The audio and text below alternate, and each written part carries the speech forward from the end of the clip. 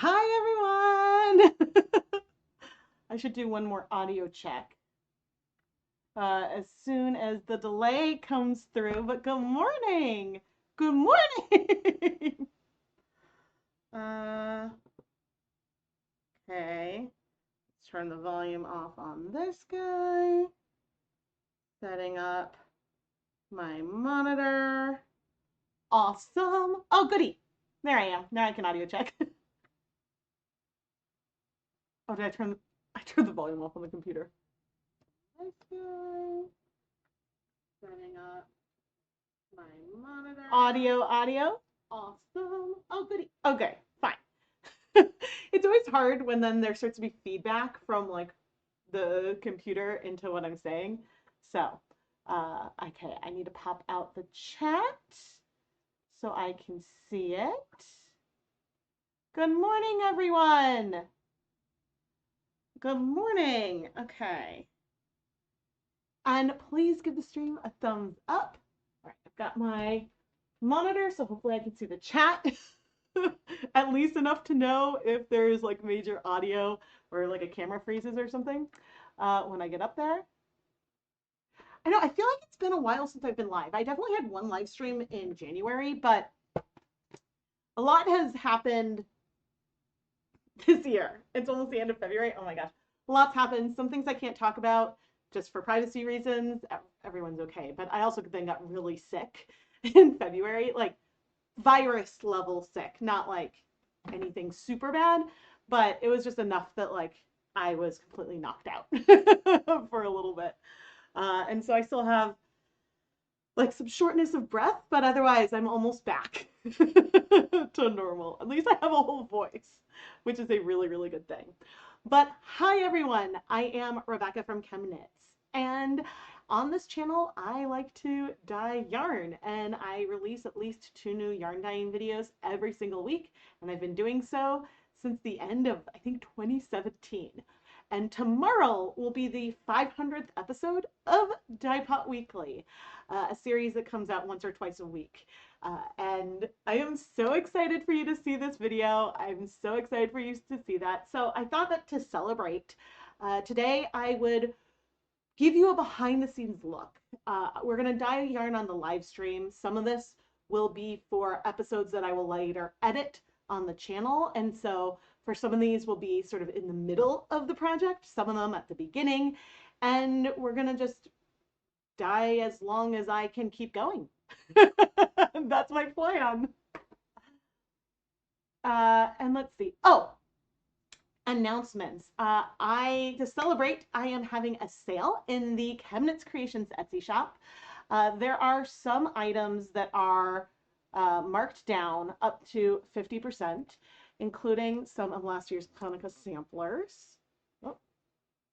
Or you can use the coupon code DPW500 for 24% off your purchase of $65 or more. And so, yeah, you can get a really big discount on some yarn. And yeah, all of that helps support all the content that I do here and make more space in my house for me to get more yarn that I can dye and share. And so I have this pinned in the live chat. It's also at the top of the video description if you need help finding out that information. Also in this video, in this stream, at some point when we have downtime,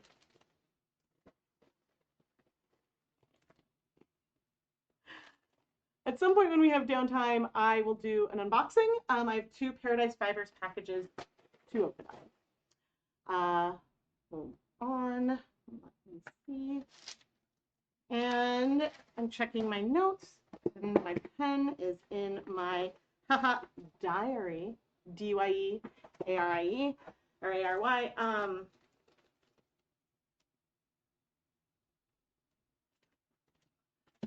Yeah, and so I have, I guess, a lot planned.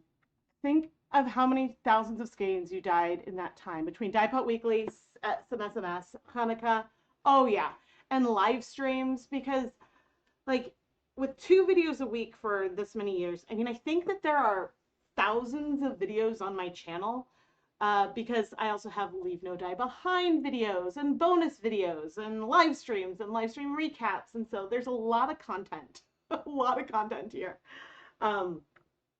Yeah, I haven't ever counted the number of skeins of yarn that I've dyed. I suppose the closest I can do would be for like the number of sales that I have in my shop. But some of those, I don't think that it counts as 2 sales if someone buys 2 or 3 skeins of the same thing. So, yeah. Lots of yarn, lots and lots of yarn. And if you don't need yarn, my shop also has, there's a few patterns, and the shop also has some stickers and other, like, I guess, merch. But if you would like to, you can also, there's a little $ at the bottom of the chat. You can give a super chat. That's another way you can contribute directly if you so choose. But let's take a look at what I have pulled on the countertop right now. Okay, so I have 2 things on the countertop right now. One, sort of right there, I have 2 skeins of an alpaca lurex blend that unfortunately is discontinued. And oh, I suppose this is a good time to say that I am an affiliate marketer with KnitPicks, Amazon, Paradise Fibers, and a few other companies. I do have affiliate links very clearly marked in my video description. This video is not sponsored. I've not been paid to specifically put any products in. But if you make purchases through any of my affiliate links, I will earn a commission from those 3 companies. And I try to very clearly mark any links that are affiliate links down below. Yes, okay. So this is a discontinued yarn, but I wanted to do some sandwich bag dyeing on like a commercially wound ball of yarn, and so we're going to use that for that. And then the other thing I have was actually from a viewer question, and I need to change the brightness on this camera. Camera control. Oh, wrong camera. I want this camera. Video. Exposure.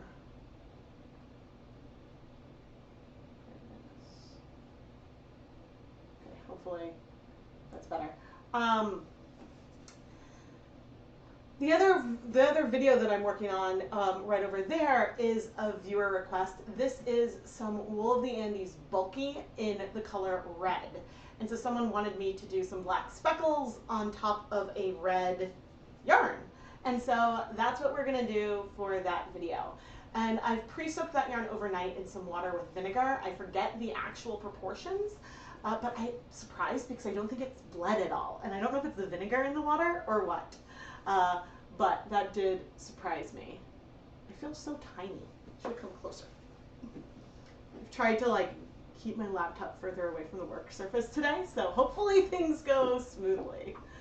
Yeah, so those are 2 of the projects that I have set up right now. What else? I have a bunch of yarn pre-soaking. I have a yarn that has bronze stellina. I have some swish, some stroll from KnitPicks, some hawthorn DK, and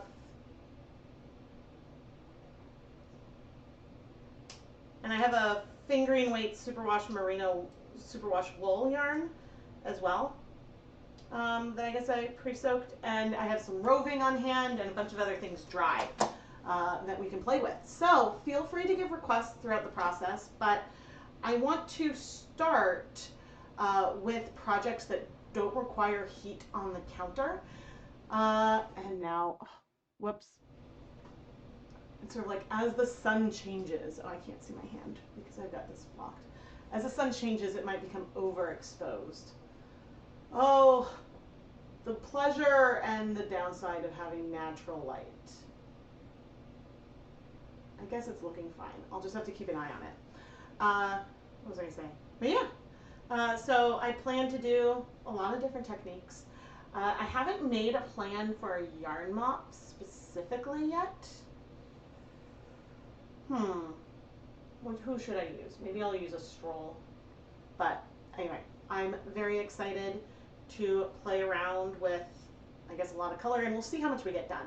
I'm planning to do some dip dyeing And oh, I want to do some really heavy countertop speckles. I have a lot of dye left behind, and so that would be like a leave no dye behind that I probably would do as a time lapse and then do a voiceover before or after. I haven't decided yet. But anyway, let's head over to the counter. And yeah, please, please, please let me know if there are any audio issues or adjustments that you think I need to make. And while you're here, please subscribe and turn on notifications so you never miss a new video. Okay. So I know I want to speckle this with black. And I suppose that should be the first thing that I do, but I will need a yarn mop. And I think I'm going to use a yarn mop for multiple different projects today. Excuse me. Let's see. Should have my camera on hand. Okay, because I'm going to speckle this with True Black. And then this Lurex, which I forget if it's, oh goodness, the ratio. I have it written down somewhere. Let me see if I can grab the label.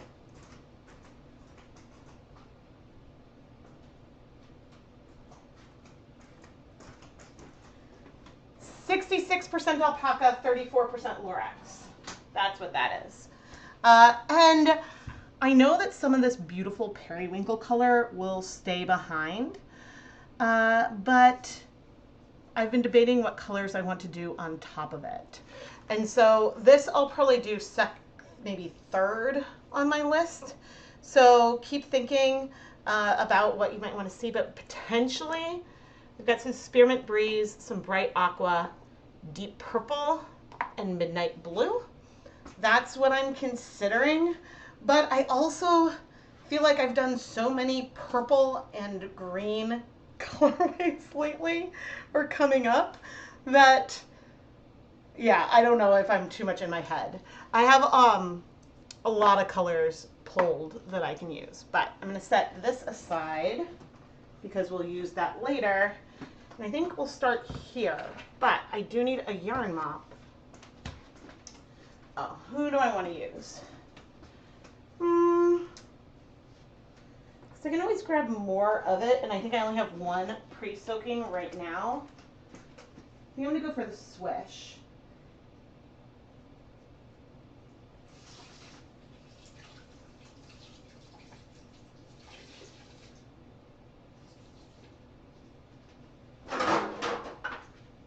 Okay. All right, and so here we go. Gotta get this set up.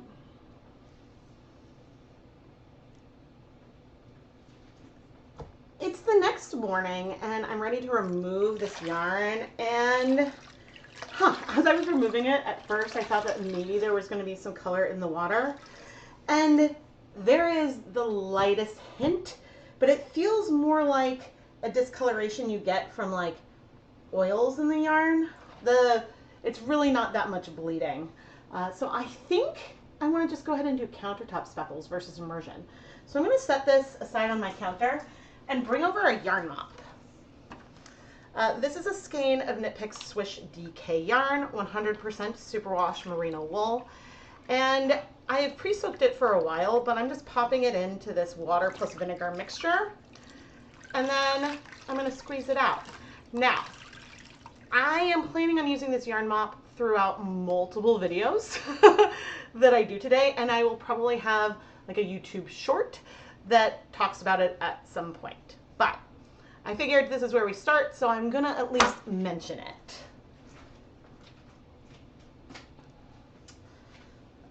Do I want a little more liquid in there? I'll dip it one more time. Why not? And I think that what I need to do is dump this water plus acid, because it does have a tiny bit of color in it, and so I don't think that I can use it.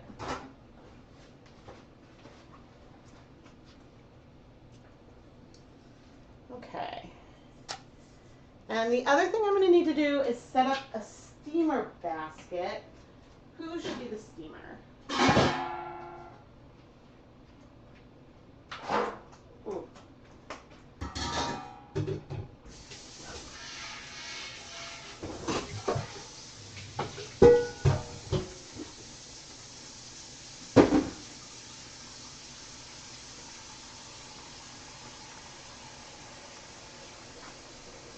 So because we're going to be dyeing multiple videos today, I am adding a few inches of water to the bottom of the steamer basket, so there's plenty of liquid in there.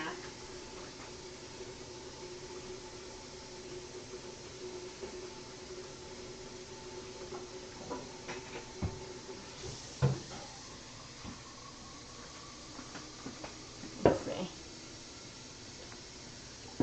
I don't know if you guys can see. I'm also filling up some other containers of water just because I have this going right now. I'm waiting for the delay to make sure you can see the pot.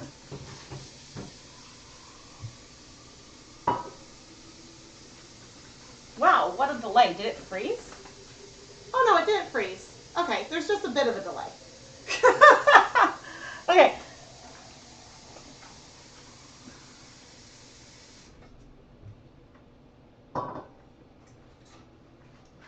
And so since this is going to be on the stove and I don't have a camera over there today, we've got a few inches of water down there, the steamer basket, and then I have a lid. And so I'll go set this up so it starts boiling, but whenever I talk about using a steamer basket today, this is where I will be putting the yarn.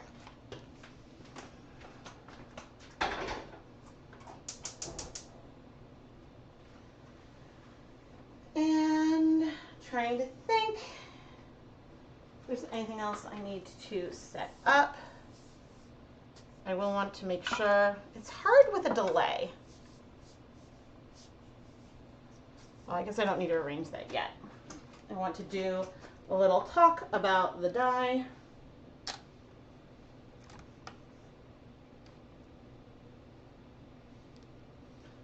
The dye we're going to use today is Dharma's True Black Acid dye. This is a dye that does not break, and I think that doing a countertop technique with a straight dye powder will help us preserve a lot of our red, but also get us really chunky contrasting speckles on our yarn. Okay. What? I got an ad! Okay, I did not place that in. And I can't skip it, so I can't see what's happening. Let me see if there's a setting. Create highlight reel, insert ads, edit, monetization. Okay. At least I've reduced that. Oh goodness. Okay. Are we actually live or am I on a delay now? Okay, now it says that I'm caught up. Sorry about that. Okay.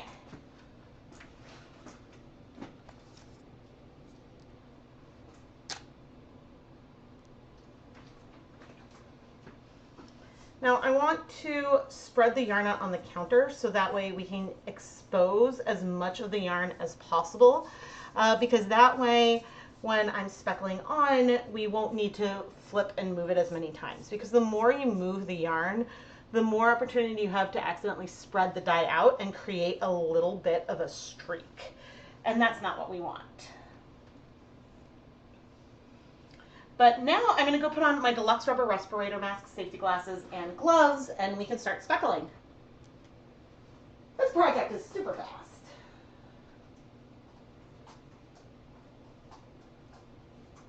And I talked about this already in a talking head about why you might choose to speckle on a solid yarn from another company versus deciding to dye the yarn red yourself first. And it all comes down to clearance. Maybe you want a red speckled yarn and the red yarn that you want is cheaper than the bare yarn. And so that might be a reason to do it. Welcome to being a lab tech, Kala. Welcome, welcome. Thank you for joining. Yeah, if you join and become a channel member, then you will get ChemKnits emotes, you get a little badge next to your name, and all kinds of fun stuff like that. But my voice is now going to be more muffled because I am going to be wearing my respirator. Oh man. Oh, I need gloves. Ooh, I need to remember to check to see if I have more gloves upstairs. Now, I do reuse gloves for multiple videos, At some point during a day of yarn dyeing, the glove will get wet on the inside and so hard to put on and off. And so at that point, I'll set it aside to use for another day. But I try to reuse the gloves as long as I can.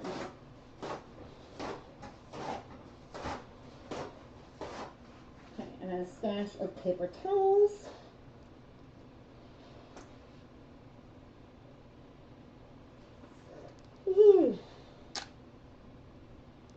Okay. And I am recording. Good. Okay, so for the speckling today, I'm going to take a pinch of the dye powder and a little bit on my glove, but then I'm going to hold my fingers together. And as I go over the yarn, I am moving my fingers against each other. So I'm rubbing versus separating them. And this is allowing the dye to fall out of my glove fingertips and onto the yarn. I'm going to zoom you in so you can see this a little closer. Sorry, live stream family. Can't quite zoom you in. Where is this? Right there.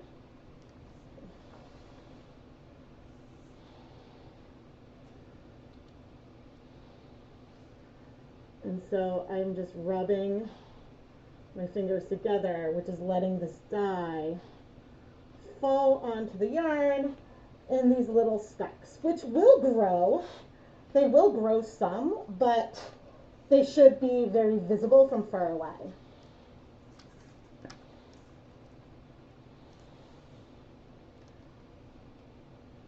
In fact, you can even see some here right now, because that dye has already sunk in a little bit. Now, I could go mega heavy or not. It's all a matter of preference. But some light speckles like this on a yarn that will read red from far away more than black can add a little bit more dimension into your project. Just adding a little bit more. Okay. And now I've got dye on my fingertips still. So that's where the yarn mops come in. I'm going to take the yarn mop and wipe that dye off of my gloved hand and onto the yarn. So that way I'm leaving no dye behind. And then this will end up being a beautiful yarn in its own right.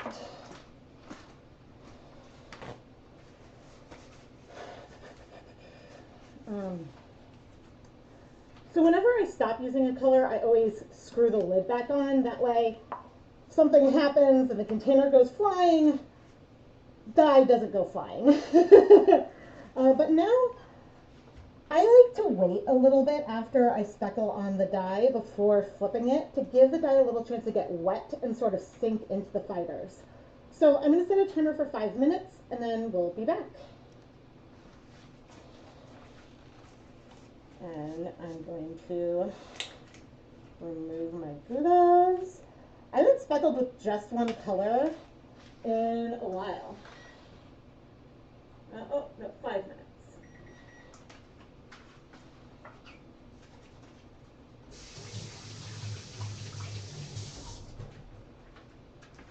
Okay.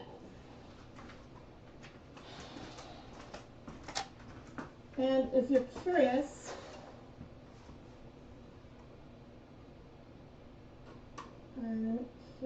if, oh, here, I'll just show you. See, this is what the respirator looks like on. This one I got from Dharma Trading Company, and I like it. Oh my goodness, I hear that there's kitten cuteness in the chat. That sounds awesome. Oh, that sounds super fun. Goodness. And yeah, I am really happy with the contrast that I'm seeing here. Let me see if I can. Oh, you know what? I don't think I'll be able to zoom in. Nope, wrong camera. One of these days I'm going to have to just clear everything out and then start over.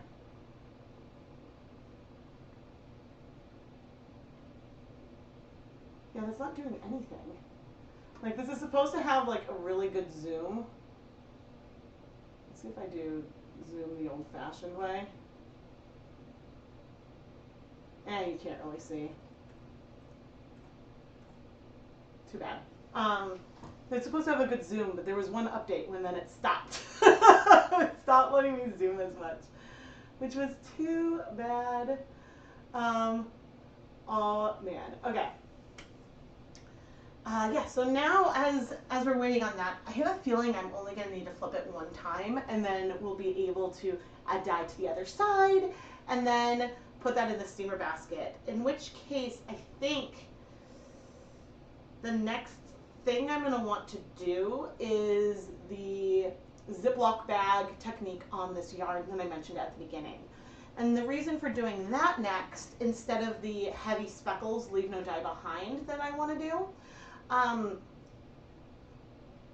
ooh, but which yarn base do I want to speckle? I'll have to think about that. Sorry, I'm getting a little ahead of myself. Excuse me. The reason why I would do this next is because the steamer basket is going to be full for 30 minutes, and dyeing the heavy speckled yarn shouldn't take that long. Maybe it would take 10 minutes. Depends on if I wait in between flips or not. And so we're going to want the steamer basket to be free before we go ahead and do that, that next colorway. And so this is some of the rationale here. Aw, Andy fosters cats and kittens for local rescue. Oh, that's awesome. We have a,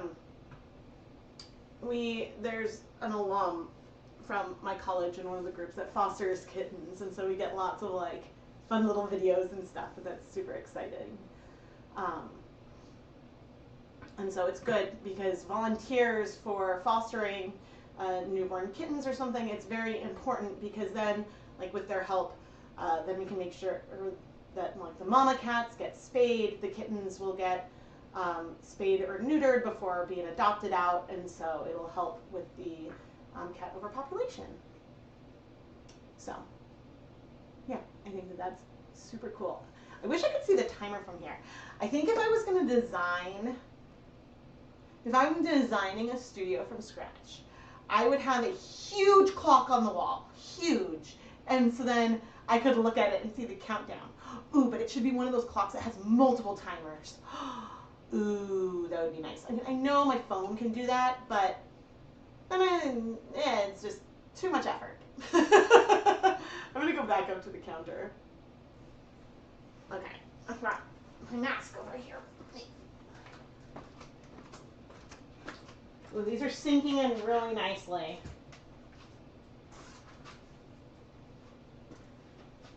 No, it's funny because I always have so many over dyeing videos in my queue, and I buy yarn specifically for that. Oh, this is so pretty. And so that is one of the things that I'm trying to do, is start videos with them. And some of these videos, yay, the timer. Some of these videos will become last-minute lab partner videos. Some of them won't. Like I think this one I have slated to come out sometime in March.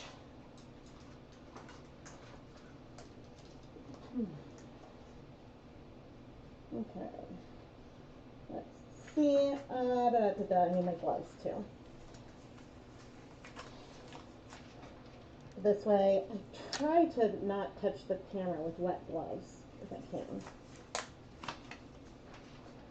Okay, and after 5 minutes, I have a feeling that the yarn looks like there's a lot more impact on it, and so we're going to carefully flip it over. And as we're flipping it, I'm trying to lift and place versus rub. And this is just so that way I can get access to more of the yarn to add speckles onto the side. Now, after touching the wet yarn, my glove fingertips are a little bit damp, and so I do want to dry them on a paper towel before going into the dye container. Because if your fingertips are wet, the dye will stick to them, and that might not give you the look that you are wanting. Now, at the beginning of this video, I did save a tiny snip of the red in case we were going to have it covered completely. And that's when I was considering doing an immersion speckling technique. With immersion speckling, you have your yarn in a hot container with water. And so then you get the colors to strike faster, but you can also see some spread because some of the dye will dissolve, hit the yarn, and that'll be it. And then some of the other dye will hit the water, dissolve, and add sort of a gray layer on top of the yarn. So if we were doing something immersion, there's a chance we could end up with very little of the true red left, depending on the color and the acidity and so much else. But now I'm going to wait 5 minutes, and then I think we're ready to steam set this. Angie, I did. I'll talk about that, I think, right now. Although there's really only like 20 items in it, but there's a couple good yarns.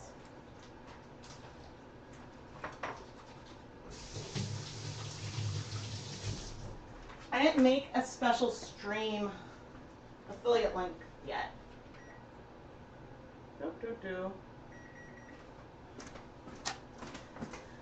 Okay. Oh my, that's a little overexposed, but actually I think it gives you good contrast for the speckles. So there is a special Knit Picks and maybe also We Crochet sale today, but hold on. Wait, let's see. Aha! Whoa! Wait, no, there's a lot of sales. I actually just got an email from Knit Picks, and I think this is all stuff I can share. Share sale. Log in. Okay, because for Leap Day, there is a special sale. There are 29 items that are all 50% off. I'm going to drop my affiliate link in the chat in a moment, because I'm going to make one. Oh, man. And then I'll see what else they said, because I think there's other things. Okay, custom link, 2/29/24. YouTube. Update link. Okay. Let's see. Knit Picks. Oops. That's an affiliate link. Okay, let's do some. We can go here. Aha! It knew what window I wanted. That is a little creepy. Okay, so 29 items, 1 day only, 50% off. The things in here that interested me, the Bear Swish Bulky, $6 is a really good price. Hawthorne Sock Blank, that's often 50% off. And Bear Capretta, the non-superwash one, that is also 50% off. Oh yes, if you use one of my older affiliate links, it will work. Sometimes when I do a stream, I like to make a new link so that way I can, like, just me can tell, like, oh, if I refer to sale, did it come from my website, my Facebook group, YouTube? And so I just do that so I can keep track, because sometimes I'll realize that way that an older blog post or something is gaining traction in Google search results, and so then I can learn that. But we can see what other sales Knit Picks has. Okay, and let's go to crochet.com. Okay, they also have 29 items for sale, 50% off. And it looks like they are some different items. I'm not seeing bare yarn, but oh, the steamer basket is steaming. Let me see. Let's do this.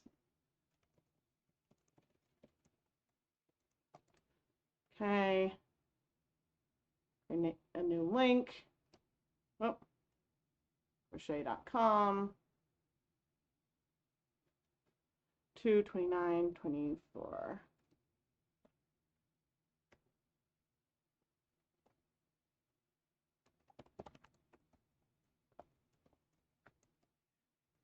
And here is my crochet.com affiliate link. But yeah, if you use all my old links should work. If it goes to the website, then it works. If it doesn't, then that doesn't. But let me see, because I got a special email. So let's see. Oh, there are some promotions that I did not know. Okay, with knit picks. And I mean, they're sending me this as an affiliate. I have some coupon codes for knit picks. Oh my goodness. I did not know this. Okay, but assuming I can share this because they're saying, remember to use affiliate links. Fine. Okay, so here's some knit picks coupon codes.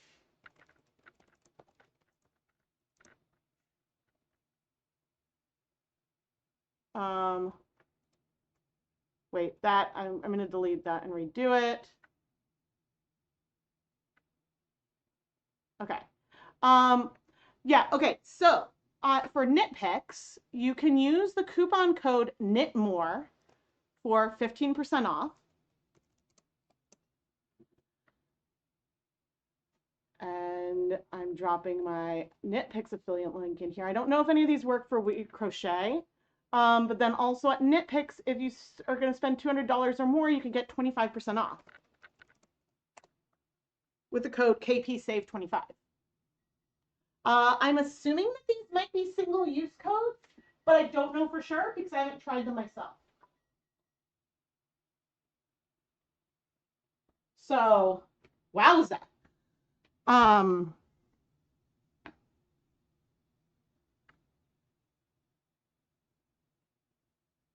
Cool. That was super exciting. Oh my gosh, because yeah, those are all active right now.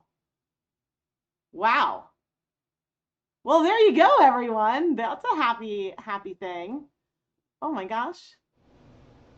Super happy. Okay, let me fix this. Exposure. Brightness. Brightness back.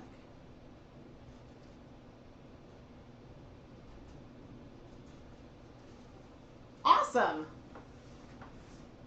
Well, that was a happy email from the Knit Picks rep being like, hey, make sure to like share this with your promotions and stuff. And I'm like, oh, okay. Unfortunately, Stroll is sold out for until like April. But okay, these have spread out a little bit, but that's okay.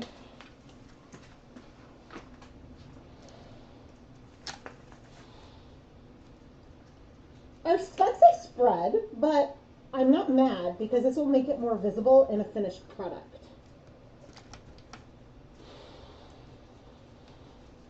And so some of these specks are nice and small, some of them are larger splotches, and that is all okay.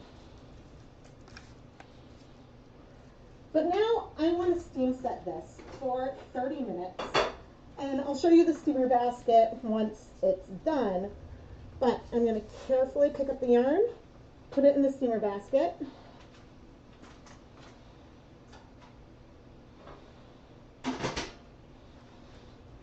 And you can see from where I picked it up, see some of those drag marks right there?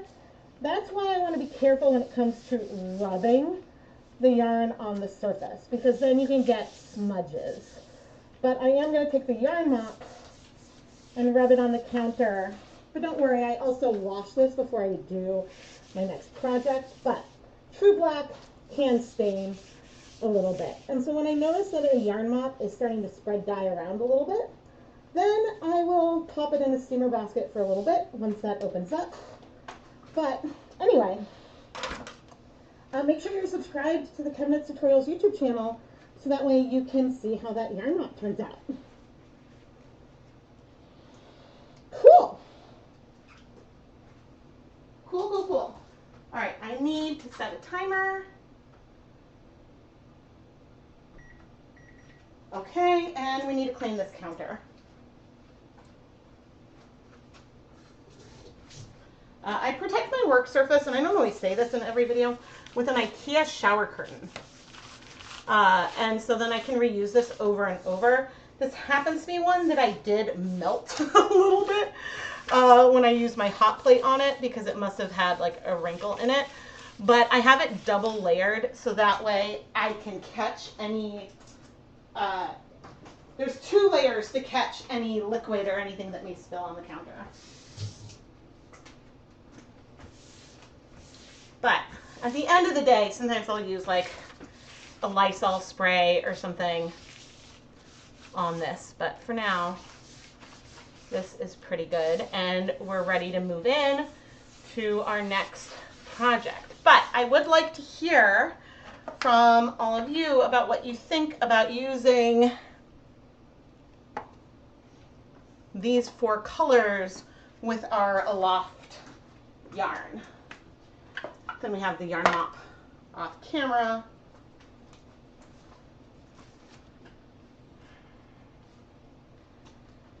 Because I think that that would be really, really pretty. And that those colors would blend into something pretty. I don't know how well this will work. Let's see. Hi, Tara. Thank you. And no worries with being late. And so this is the counter's a little damp. That's why I'm not going to put the yarn on. But this is the yarn we're going to dye next. And it's a little bit lavender-ish. You like the palette? Yeah, feel free as we go to suggest other palettes. I mean, some of the colors I'm using today are because I have some dye stocks already made. And so it's always the downside with having dye stocks is that you can, then those colors end up being in videos over and over. So much emerald green. Gonna get some caffeine.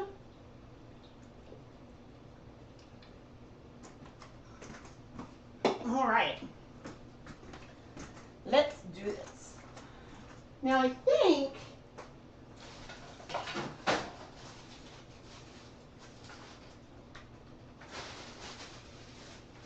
oh, bummer.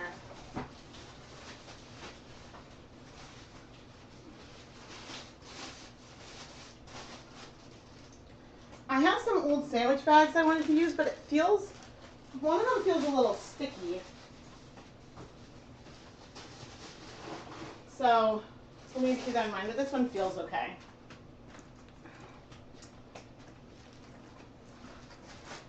So let's see.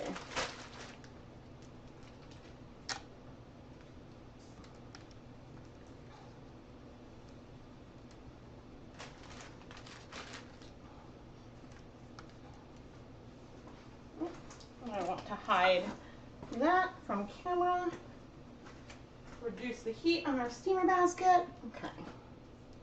Before we talk about the colors, I'm going to go ahead and pop our 2 balls of yarn into a gallon-size Ziploc bag.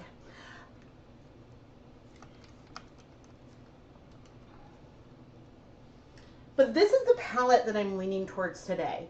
Dharma Acid Dyes in Spearmint Breeze, Bright Aqua, Midnight Blue, and Deep Purple.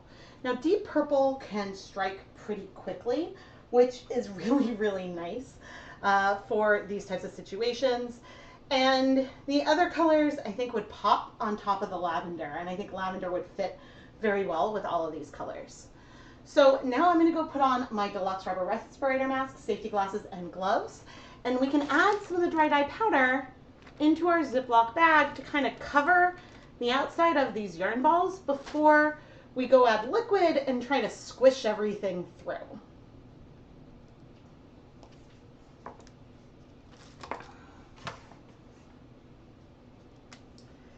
And as for any dye that gets on my gloved fingertips, I do have a yarn mop that I'm using through multiple videos I am working on today, and I'll be wiping the excess dye I have onto here. This mop may or may not make another appearance in this video, but I will have a short talking all about it on the channel at some point. I don't do a lot of YouTube shorts, but I think I'm going to do that more for live stream recaps these days because that makes sense. Okay, need to get a, there we go.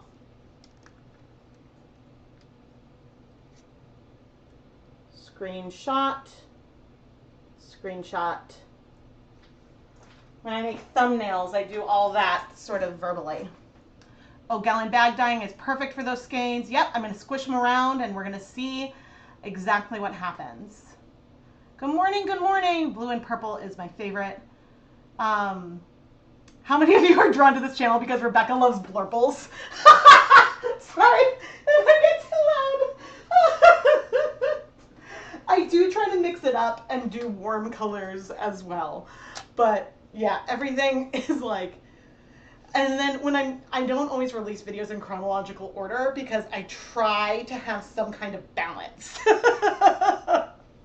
Oh man. Okay.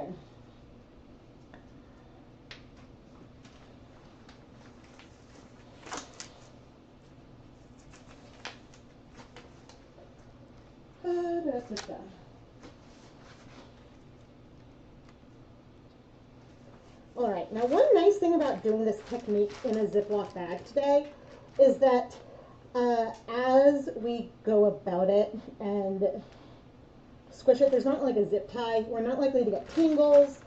I think it should work out really nicely. Okay, let's get our Spearmint Breeze.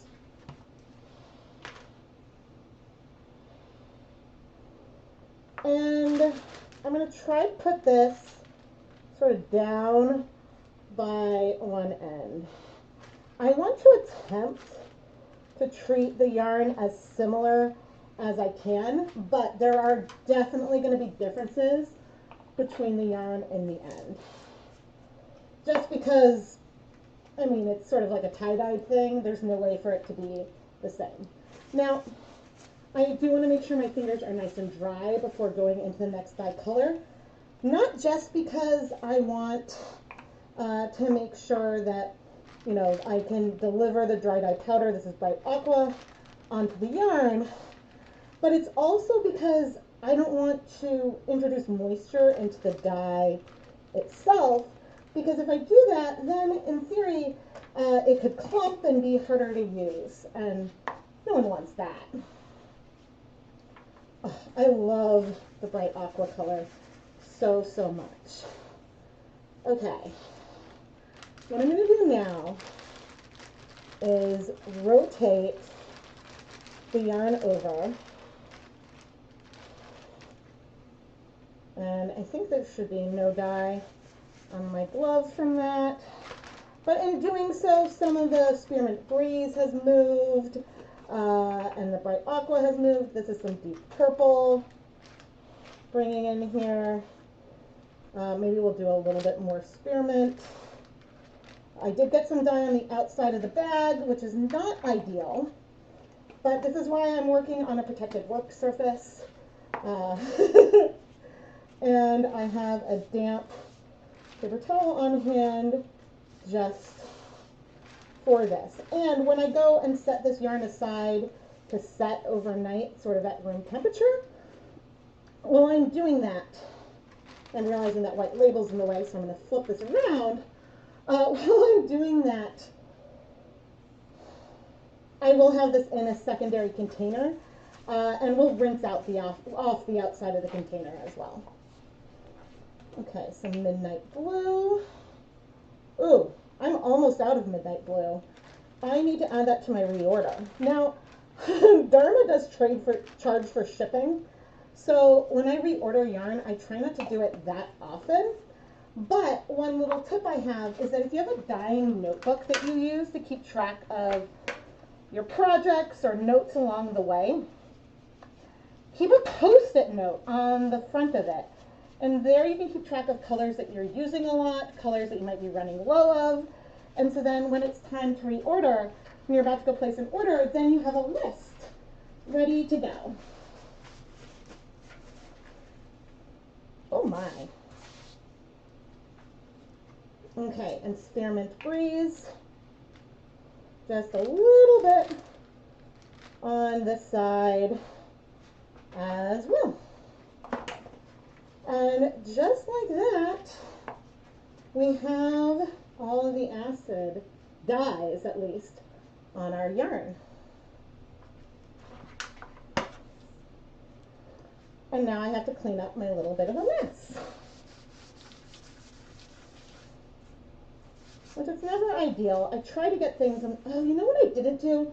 Normally I roll over the edge, and that helps. Okay, I'm gonna make hot tap water.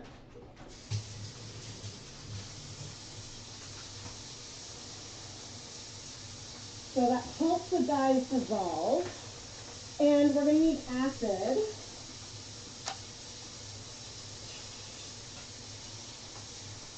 Because it's hard to pour from this like gallon container, I always put my vinegar in a little cup.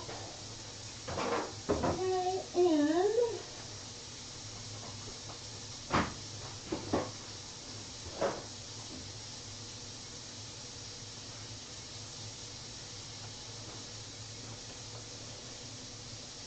one, nope, let's rinse this out.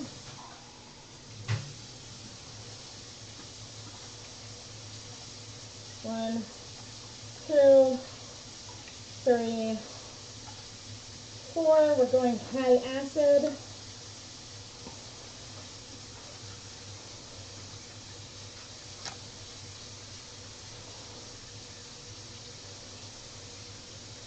Okay.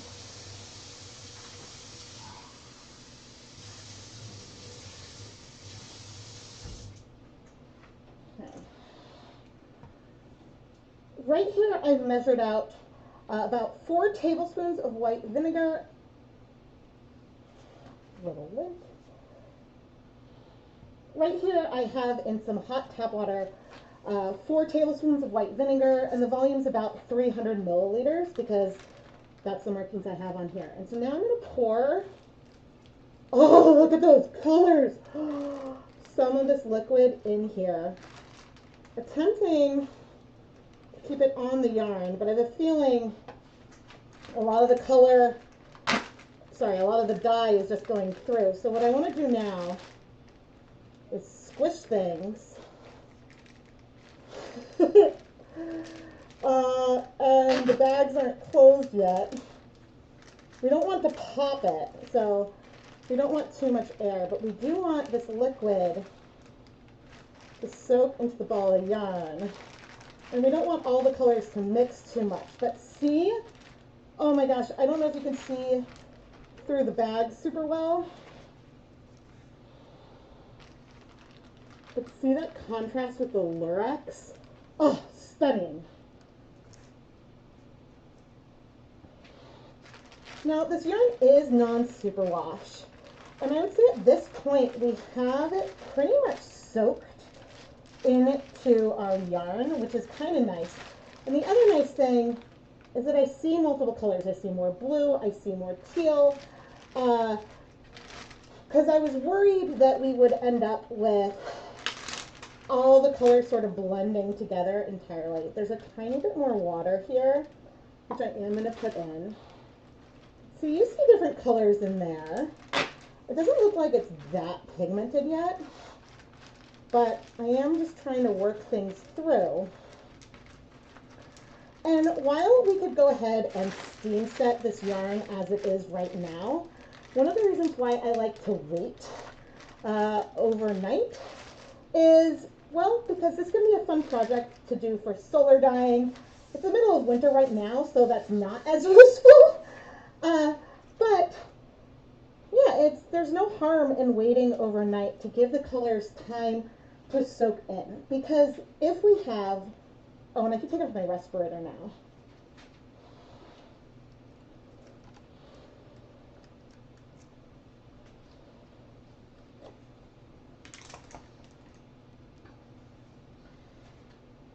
If we have some areas in this yarn that is still wet, while it is soaking with this liquid overnight, some of the dye could travel still as the water moves through and sort of wets the areas that are still dry.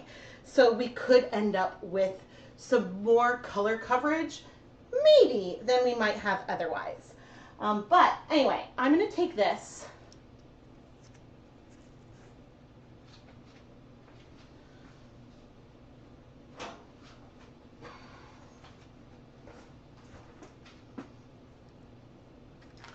Take this bag, pop it in a secondary container that I put some paper towels on the bottom, so that way I mean, it's a little damp, but I'm not seeing color. This way we can know if we're leaking. And we're gonna set this aside until tomorrow, where we will take a closer look at the yarn and heat set the color properly using a steamer basket.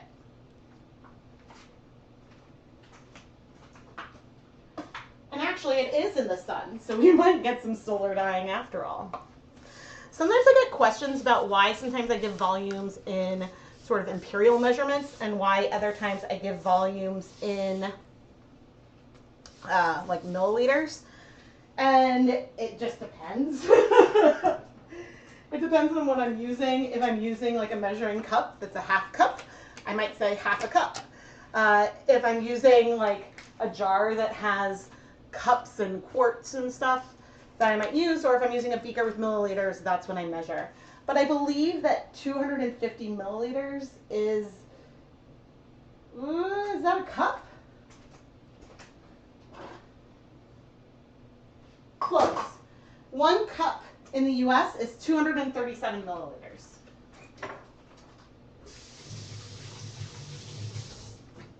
So we still have 12 minutes left on our timer, but because I'm going to want to pop this yarn mop in, oh, shoot. Did I forget? I did forget. I was meaning to.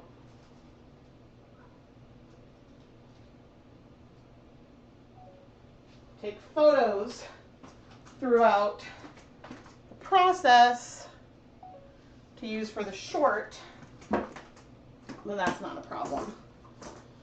Let's see. Ooh, literal fans. You have a mix of colors in your stack, but you look over and slammed by Blurple. Yeah, I think I've dyed full balls of yarn in the past, but never with this technique, I don't think. So. You found cold overnight dyeing acid bath with non-superwash roving works great. Yes. I think that it can be a nice way to process things, and especially, I have other videos where I talk about this, but if you are a small batch dyer and you have limited stove space and you want to do multiple projects in one day, it can come in extra handy. But now let's go ahead and do one of the Paradise Fibers unboxings. And so Paradise Fibers sends me their Mystery Fiber Club for free for me to unbox and share. And I think we know this is probably Valentine's Day themed. I think this is the February one. Oh, is it a angel? I don't know. We'll see what the pun is. But ooh, we've got lots of little bags. Ooh, we've got 2 tiny bags that are not in focus because I got too excited. Let me see. I got to pull this up. Figure video focus. Focus on me. Here we go. Haha.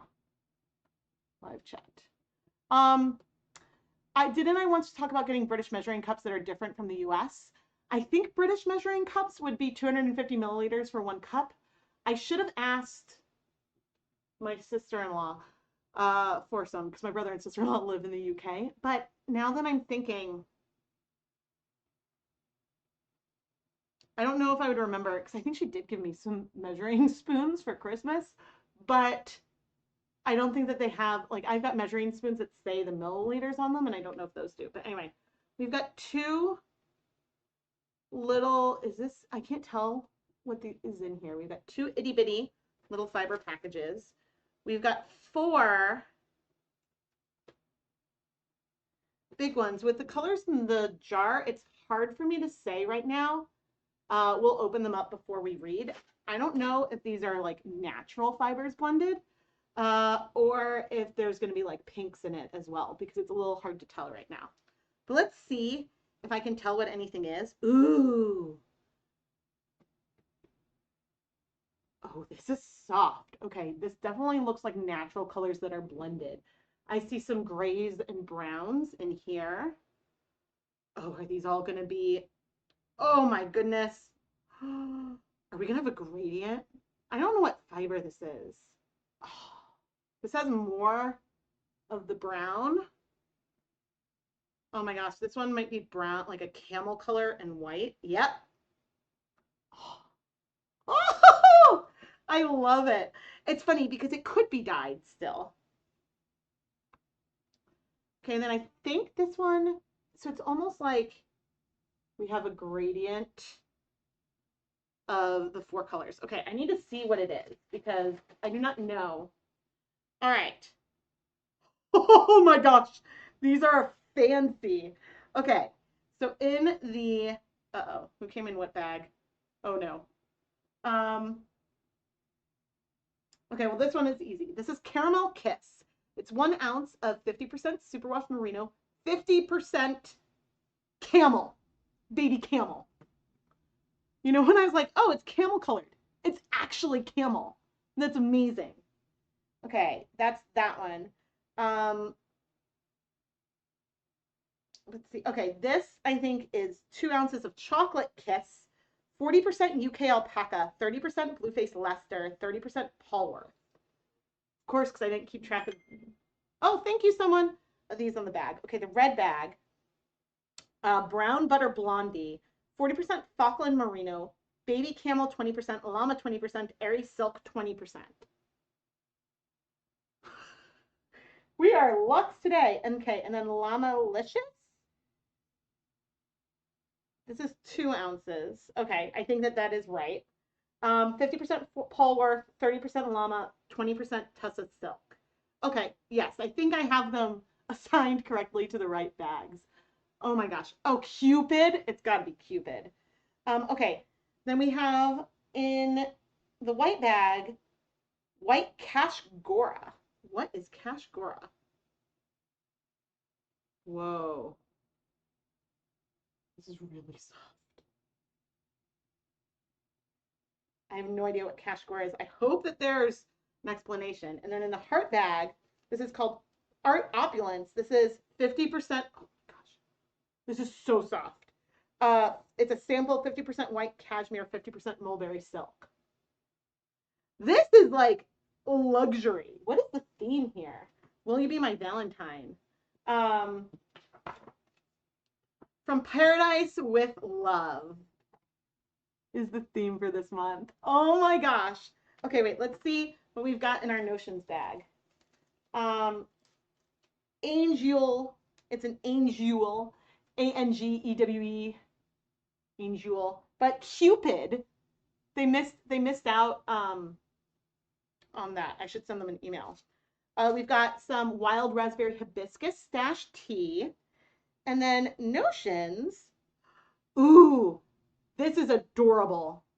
Oh my gosh. Okay, so they gave this like safety pin that is rainbow anodized, and on it there are heart like stitch markers, and then on a tiny lobster claw there's a little glitter heart progress keeper. It's got a tiny little lobster claw. Super adorable, and super luxurious. But I have to know, what is Cashgora?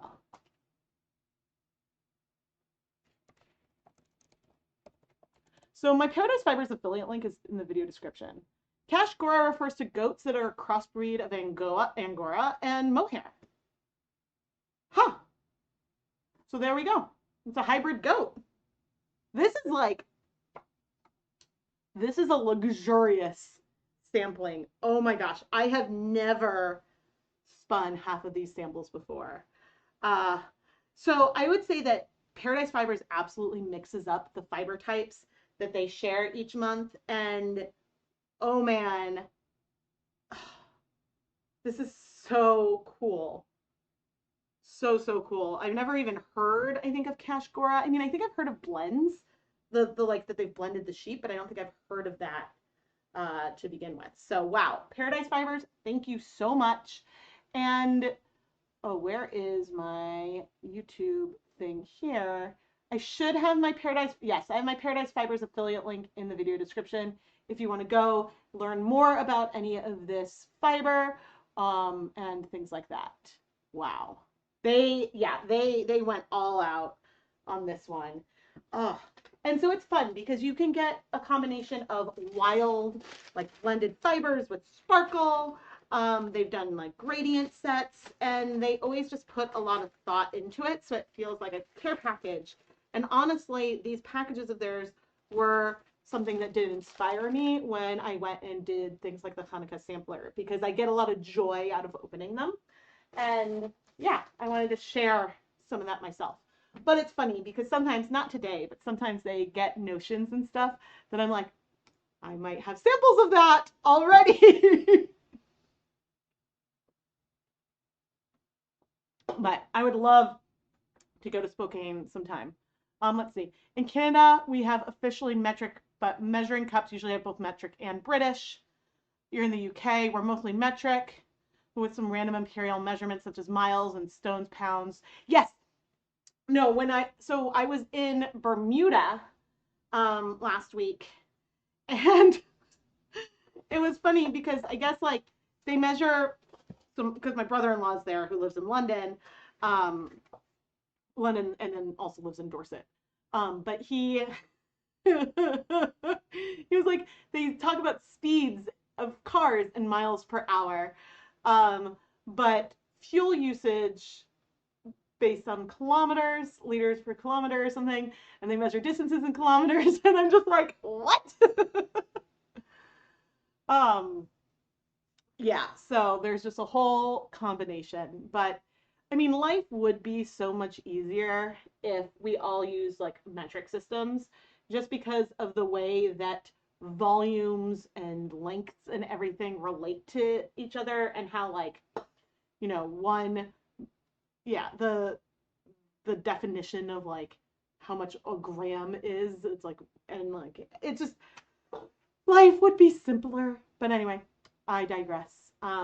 I'll open the other Paradise Fibers package next time we have like a big moment of waiting. But oh my gosh, if you're just tuning in, welcome. I am Rebecca from ChemKnits, and today we're dyeing a bunch of yarn. We're seeing how long I can go, and we're working on some episodes of Dyepot Weekly. And so some of these videos may come out in the next month. Some of them may not come out for 6 months. And some of these will end up as being last minute lab partner videos. And so if you're curious about that, where is my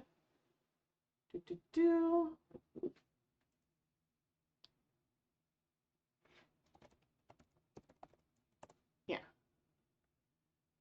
But oh, and actually, so Etsy has done one thing that's really nice, which I'll talk about in a minute. But and like, I keep trying to remove this from featured, but the Hanukkah samplers are 50% off right now. Just saying. And even the add-on colorway, I made it 30% off, and this still comes with a progress keeper, even though I'm now showing what it is. But lab partner, last minute lab partner, I think there's only one thing in here right now. Yes, E. What video is that? And so then if you go into the description and you find E, this is a video where I'll do speckles on superwash versus non-superwash yarn and do a comparison. There's a color hint, and so you can pick the video, and then sometimes you get to pick the yarn for it and be a lab partner for that video, knowing sort of what's going to happen. In the traditional lab partner sign up, you get to pick the yarn base, which of course I pull the drop down menu and you can't see. You get to pick the yarn base and then tell me some colors to avoid, and then I'll design a video with you as the lab partner. And so that's the main difference there. But yeah, eventually these videos will be last minute lab partner ones. Okay, and now you're pretty much just gonna get to hear me talk, because we're gonna take our yarn out of the steamer basket, but I'll bring it over and show you shortly. Okay.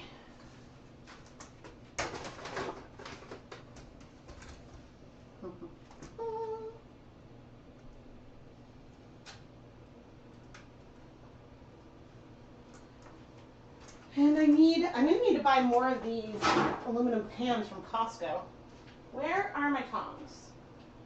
I used them yesterday.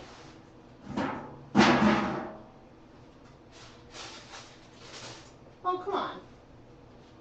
I'm gonna want them. Oh, they're right here. Fine, fine, fine. But yeah, I use these aluminum pans until they break, because they do eventually break. Oh, I need to turn on the camera. It has been 30 minutes, and And you can see here we've got some larger splotches on our yarn, but I also still see some nice small speckles. But we'll give you a closer look once things are no longer steaming. I'm now going to go set this aside so it can cool completely so we can wash it.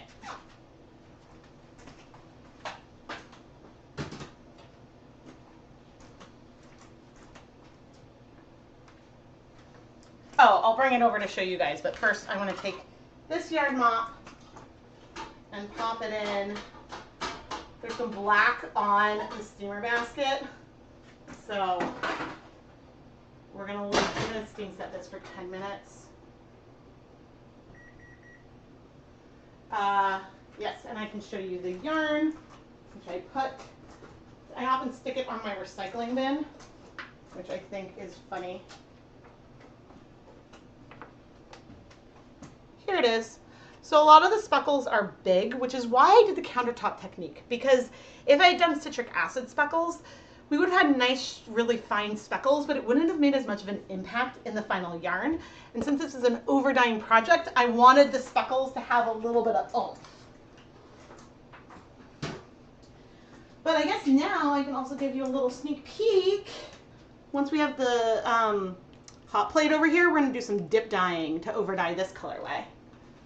And I think that's the last of the official over-dyeing colorways that I have pulled today. But we can do a little bit other cleanup.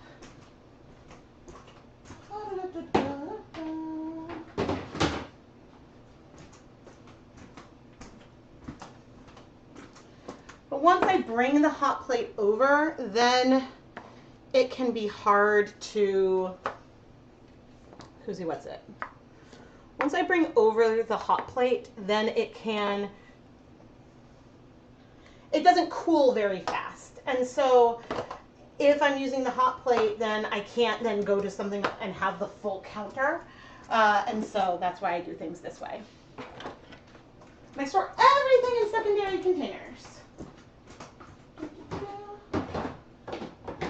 Okay, so next we're going to do some countertop speckles. And I'm going to need to decide what yarn base to use.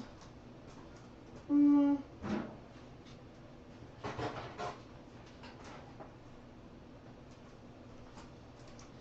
I'm going to have to decide if we're going to put these in shakers or not. So I think we have, oh, what are you? Oh my gosh, I did this yesterday. Lichen, lilac, there's a ton of purple. It's going to be mostly purple, and pecan brown. What was that other color I used? Was it midnight? I don't remember. You'll find out tomorrow. Oh my gosh. Oh my gosh. I'm like trying so hard. But we have so much dye. I guess I could do 200 grams. Maybe we will do stroll.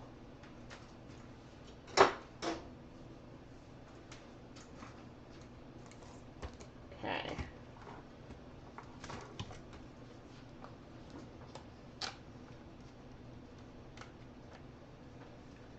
Hi everyone, I am Rebecca from ChemKnits, and we are going to leave no dye mixed with citric acid behind to do some really heavy countertop speckles using leftover colors. We have a lot of what I think is electric violet, a fair amount of pecan brown, what I'm pretty sure is lichen, lilac, and maybe midnight blue. I'm not entirely sure, but I think editing Rebecca will be able to double check Dyepot Weekly 500 and let you know right now. But my plan is to take this leftover color and to dye some yarn on the countertop, which then we will steam set in the end. And my goal is to use up all of this dye. We'll see if I can do it, but that is our goal here today.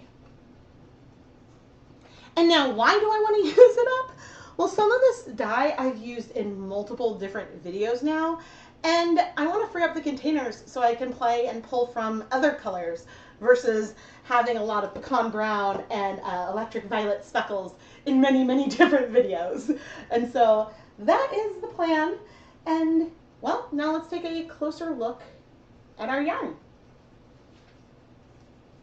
Eek. Okay, and I think that is number 2. A, B, C, C. What? 1, 1. No, maybe it's, so it must be C. Did I pre-soak 300 grams? Well, we'll just do 2. Oh, thank you. Thank you, someone, for making a purchase in the ChemKnits Creations Etsy shop. Okay, we've got our yarn. I'm going to reduce that. There's 5 minutes. And while we wait, even though I could continue talking, dang, you're late. No, you're not late.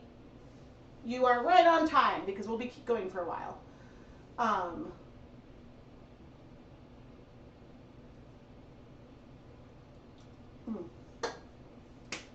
But what was I going to say?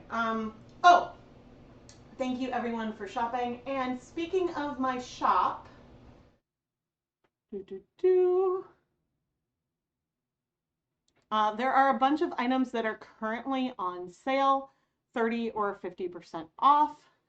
There's 2 pages of that, so that's select items. But as is pinned in the comment below, you can also at checkout use the coupon code DPW500 for 24% off a purchase of $65 or more. Now, the way Etsy codes sales is that they treat it like a coupon code. So if something is marked down, you can get something that's 50% off and 30% off. That's not an issue. But if you try to use a coupon code on top of that, it will override the sale price and only use the coupon code on top of the original price. So this is not something I have any ability to change. So unfortunately, and I have this in my video description in the, I guess, fine print, you can't use a coupon code on the sale items just because it doesn't work, unfortunately. So you might need to place 2 orders if you're considering using both. But that's something that is just, I think, the way that the system is set up, that I can't do both. But thank you everyone who has made a purchase. I really appreciate it. And I can see, I can look and see. Woohoo! Oh, fun. Nice. Now, one other thing, so Etsy has done, I've had my fair share of Etsy rants in the past, but one thing that they've done recently that is good is that if I share my own link, they give me some of their cut back. So it's basically like, it's weird. It's like you're an affiliate marketer for your own shop, which, given that it's my shop, I don't need to say like, oh, I'm an affiliate. But they want to encourage, I think, Etsy sellers to promote their own shops. And so if I use my chemknitscreations.etsy.com link, I pay Etsy fewer fees than if you search for me on Etsy, which never feel bad about doing it. I was like, this is just I think a cool thing that Etsy has done in favor of shopkeepers, because a lot of the changes they do are the opposite of that. And so, yeah, I think that it's something really cool. Let me see if I can see. I think they call it like subscribe and save. Oh, I have to deal with tax stuff. Marketing. Share and save. Share and save. Yeah, and so instead of, I forget now what Etsy takes.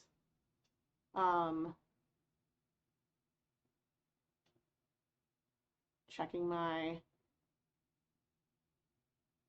yeah, so Etsy normally would take 6.5% of sales as their fee. And so if someone goes through my link, they only take 2.5% of the sale. And so that's nice. But then overall, on average, the fees tend to be about 10% because credit cards also have payment processing fees. But anyway, If you're ever curious about the back end, I'm happy to talk about stuff like that. But yeah, okay, I'm excited to do this. And I keep jumping through the cameras because I'm like, oh, the timer's going, and I may as well drink both caffeine and water. Feel free to always remind me when I'm sitting back down to drink water.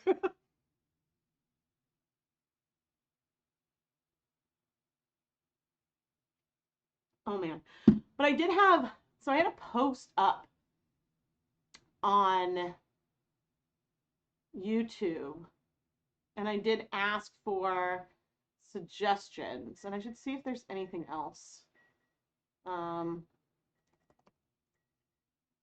Sorry for the timer. Community. No, okay, I think just the one so far. There was a very interesting idea, which I might try. Okay, counter, yes. Ooh. And we're gonna get the yarn mop back out of the basket. So 10 minutes isn't enough time for all of the color to like completely strike.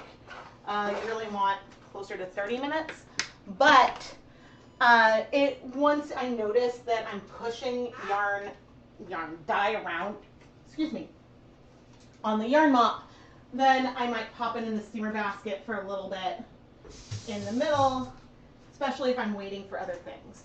The other thing I'm doing right now is wiping out the steamer basket with a paper towel, just in case there's any dye on the basket. And there is, oh dear, there is some.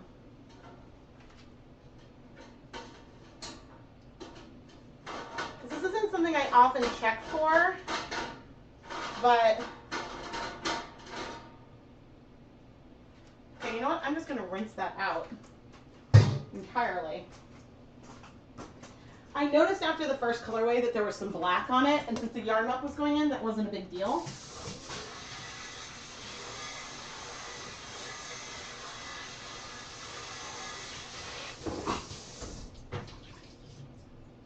So we'll just quickly rinse her. And if you're using a steamer basket all day long, make sure your water level is good. Don't worry about why. I want to know that. Okay. Good morning. I think I just haven't been live as much in a while as well. Like life disruptions.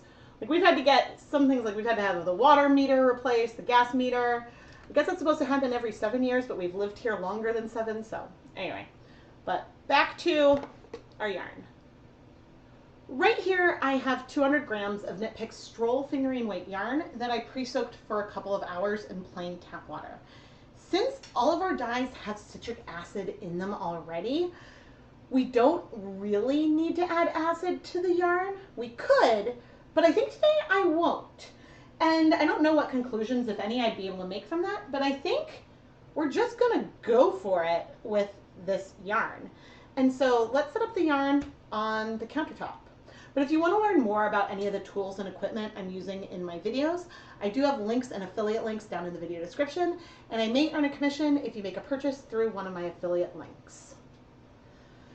And the reason why sometimes I forget, I try to mark things as affiliate links and have that in the video description, but the FTC updated their guidelines for like influencers, and so I try to be as transparent as possible when I get something for free, when I buy it myself, and all of that jazz. So, you know, I try, but it is hard sometimes, and so that's why it feels a little awkward, like, yeah. Because sometimes, like, the best thing I can do if it's on social media, I might use #ad, even though they're not paying me to have an ad per se, it's just an affiliate thing. But it's sort of like, if I have a financial stake in it, then it is worth making it extra clear. And so, yeah. Oh, whoops, I did not film that. And Oh, okay, no, it is on screen. There's just a long lag right now.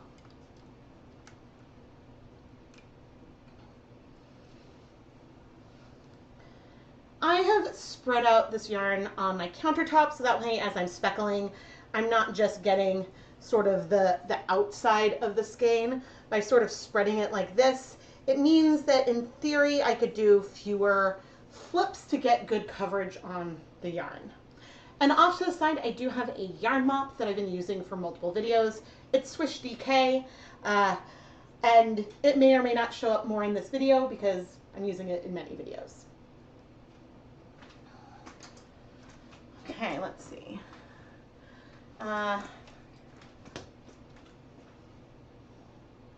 And now I'm going to put on my deluxe rubber respirator mask, safety glasses, and gloves, and we're going to start speckling onto this yarn. Ooh. The downside of the respirator is that it definitely makes me break out. And so I try to have it on for as short as possible. Okay.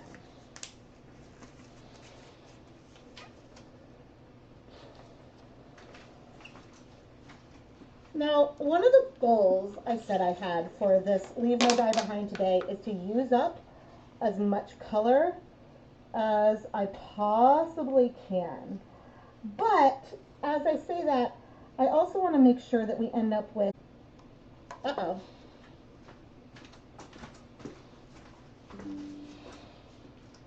Am I back? I heard all like thing on my computer and then it froze.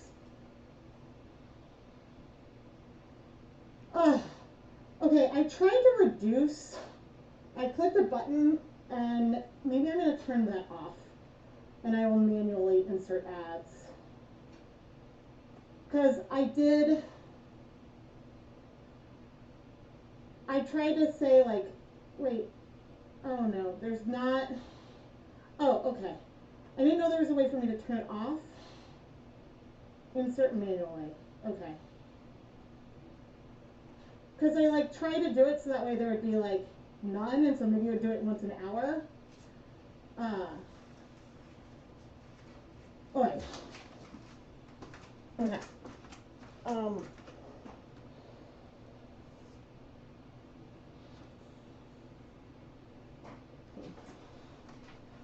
don't know where I am.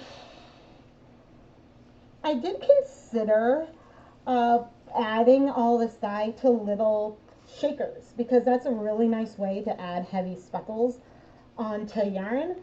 But the thing that kept me from doing that in the end was the fact that I didn't want to make more containers dirty. I believe that was Midnight Blue.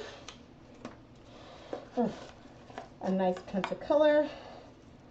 And I'm pretty sure that this is Lilac. I have the least amount of these colors. This is going to be probably very, very purple overall.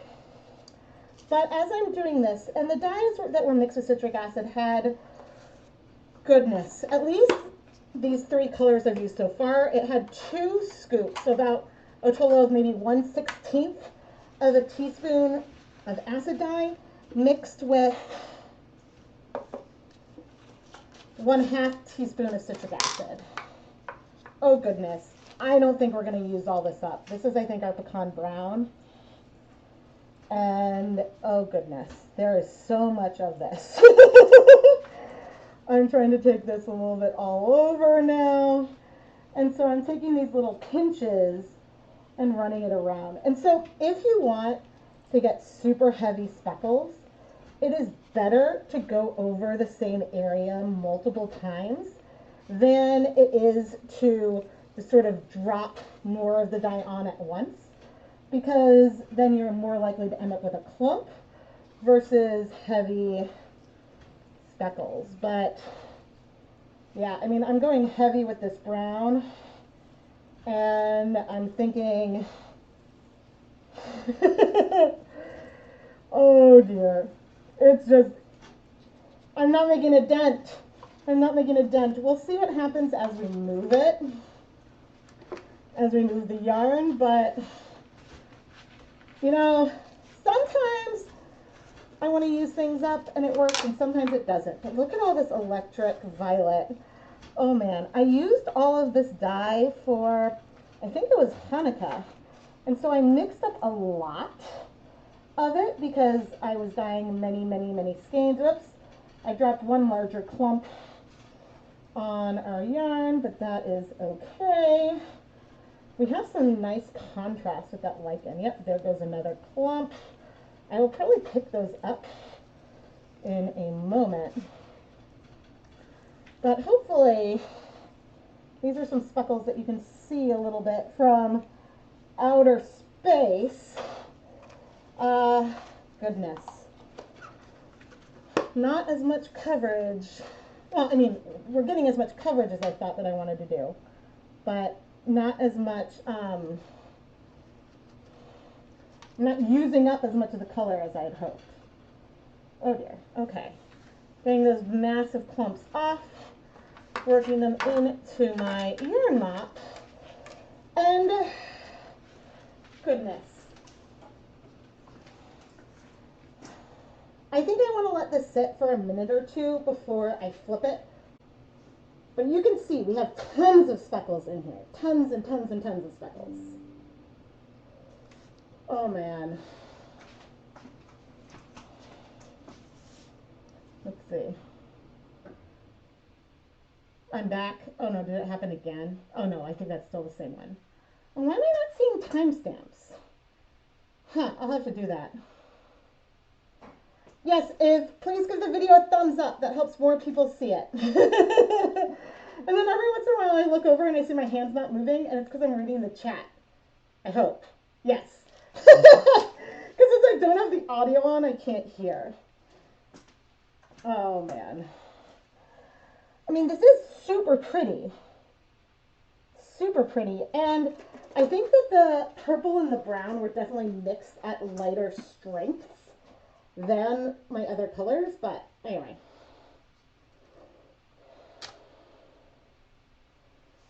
Okay, let's flip this yarn. One thing I have never done, I've never at this intermediate stage gone and steam set the yarn and then brought it back over before dyeing the other side. And I wonder what that would do for you. Another thing that I have but haven't played with is I do have a tabletop steamer that in theory would be fun to use and sort of bring over at this intermediate segment. But anyway, I'm going to speed things up and we're going to add more color onto our yarn.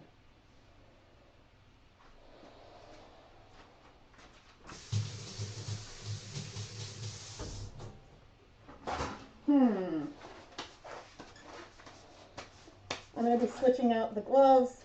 I'm going to set these ones aside so they can dry. And I'm going to think a moment.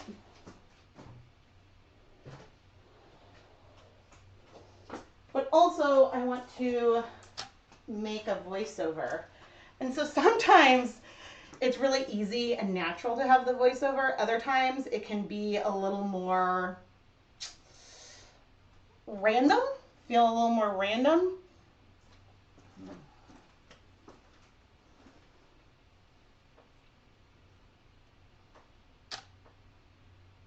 Voiceover. The ever-present leave no dye behind conundrum, where I go into something intending to use up all the dye and then maybe that's not going to happen. And the ironic thing is I've done this with this purple and brown before. So I have a feeling that some of those colors will lead to another heavy speckled project because I like the hints of the lichen and the lilac showing through with the other colors. I love what this yarn is doing. So I'm going to keep adding dye and waiting a minute or two, moving the yarn, adding more dye until I'm happy with the coverage. I don't want to have any large patches of white left on the yarn. And I'm not going to worry about using up all the dye, even though that was my goal. I'm going to use up as much as I can, but leaving some behind Sometimes it's best to not meet a goal of using up leftovers if it means you get something that you love in the process. And so that's really important to consider.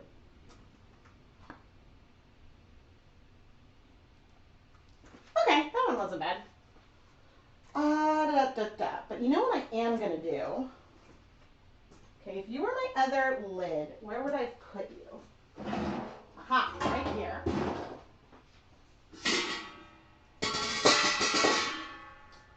I am going to start heating up some water, because this may not be the last countertop thing, I haven't decided, but I do have some dip dyeing I want to do today. And so on my hot plate, as I spill water all over the floor, on my hot plate, it takes a while for water in a kettle to heat up. It's a lot faster for me to do that on my stove. And so then I can heat up the water on my stove, bring it over to the hot plate, and then it's easier. I think there was one point I was doing some natural dyeing and it took hours to heat up. Okay, but we're going to start our time lapse in just a moment. I need gloves.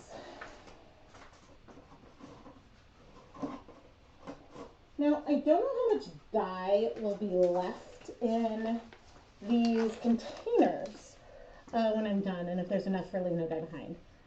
Maybe let me use those leftovers to make a dye stock. Yes, I mean, I could definitely do that, and I might do that, but I keep saying I'm going to use up all the color, and then I don't. Because that immersion leave no dye behind video that I did recently, that video, which did super well, thank you everybody.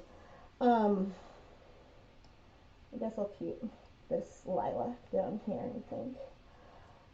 That leave no dye behind video, I ended up thinking I was going to use up all the brown and purple, but then not wanting it to overpower the other rainbow colors that we had in the yarn. Oh, that was not the lilac, was that? Bummer. This was the Midnight,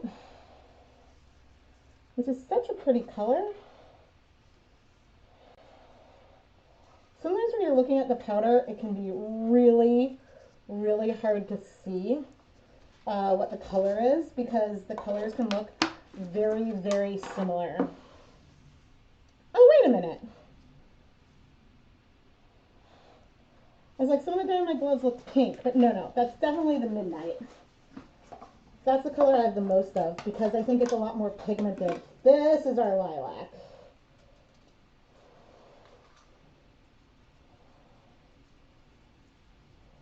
There's not a lot of this color left.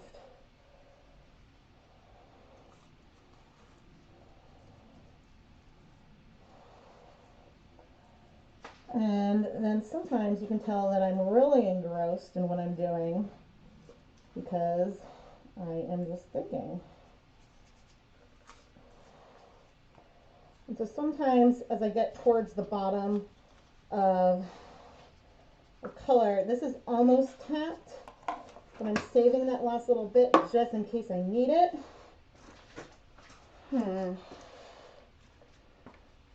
It's such a pretty color. But yeah, you can tell that I can get very lost in thought as I go. The lichen is a lot easier to tell because it is so super yellow in the powder form. But there's really not much of it left.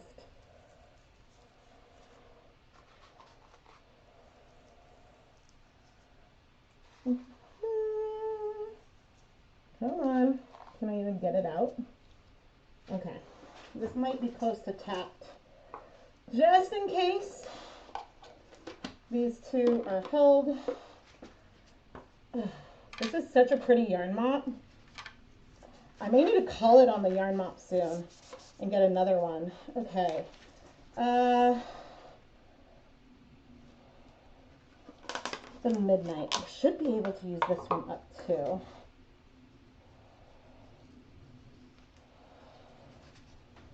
Which I'm excited for that one to be done.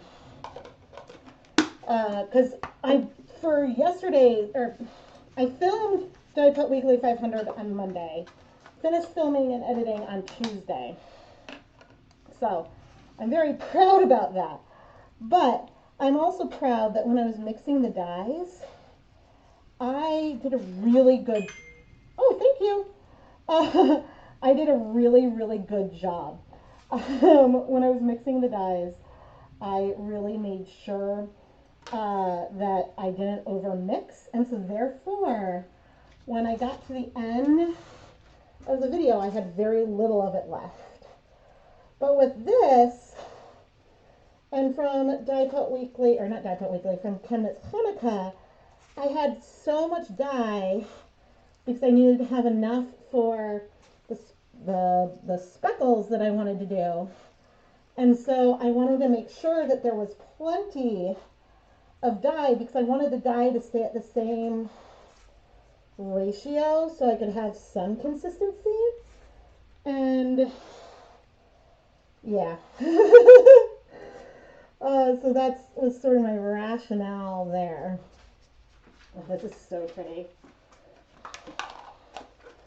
But so that's why I have so much of it left over, because I forget how many skeins I was dyeing, but yeah. Okay, we need the brown, and then we'll wait a minute or two.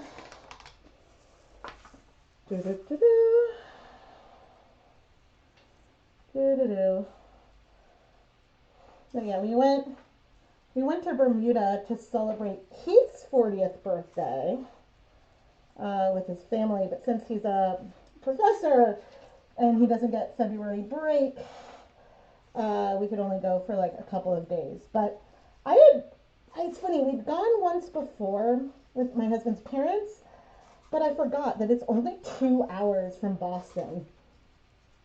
So there's not many like tropical destinations you can get to from Boston that only take 2 hours to get to and then give you so much warmth. And so that was really, really nice. But oh, this is heavy speckled, everybody. Oh, and this yarn mop is just glorious. Oh my goodness. Okay. Let's wait a couple minutes. Whew. And I'm going to come and see if I can read chat. Hello. Hi, Catherine. Hello, hello. Oh, man. Yeah, I think, this is so cool. Oh, you know what I need to do? Fudge. Okay. So my hands are getting sweaty enough that I want to take a picture, but I try not to use my phone too much with gloved hands. But I know I'm not going to be able to get these gloves back on, so these are going into the pile of gloves that are drying that I'll use likely next week.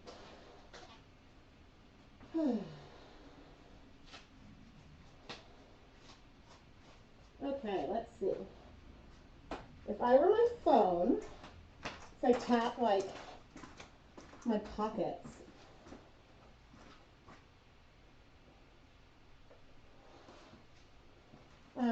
okay, we're going to get a photo of, oops, oh. I finally replaced my phone. We had the same phones for 5 years, and the new one has 3 lenses, which I'm very not used to. Oh my gosh. Okay, I think I'm going to need to move the zip tie to continue to add color, but we are close. We are close. It's just, you know, this is one of those circumstances where it's like there's a lot more dye than I expected.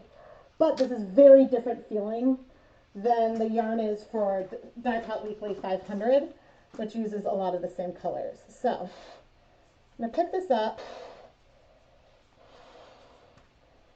open it up. And you'll notice the reason why I moved the zip tie is because some of the areas that have less color on them were likely around the zip ties on past rounds. So we'll see what we're able to do. Okay, and so now it's gonna work. It's gonna come out liking.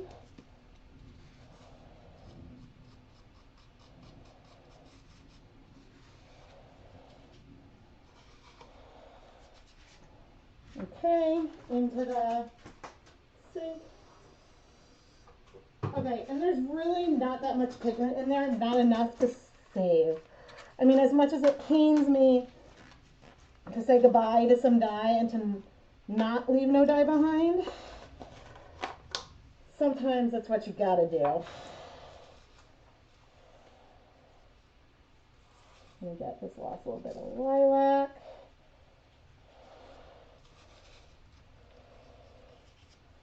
There we go.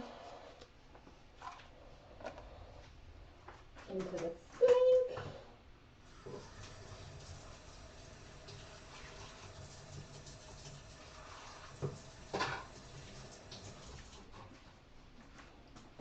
Wahoo, need a dry paper towel.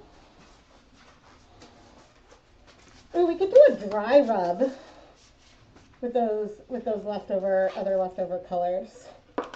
That could be fun. But I think I'm also ready to move on to other types of techniques. So, like, I feel like another video would be finally finishing up some of these colors.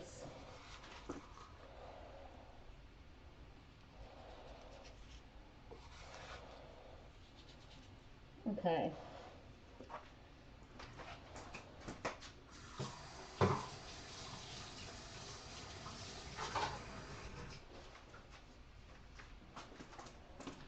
So part of me is like, oh, I can make a slop jar with some of these leftover colors. Oh, yeah. Okay. And by a slop jar, what I really mean is, like I could take all this little bit of leftover dye and combine it to use for a yarn mop, but I have a feeling I know what color it would be. And so that's why I'm just not going to bother. Now, one thing I will need to do is, and when I'm waiting for a few minutes this time, is I'm going to need to check the floor. Because all of this is finely milled citric acid, but just in case a little fell on the floor, then I can wipe that up. And you know, I wonder if we're getting more spread because we didn't have acid in the yarn yet. That is not something I think about very much. You know, we might use up the brown. Probably not. Let's not get our hopes up, Rebecca.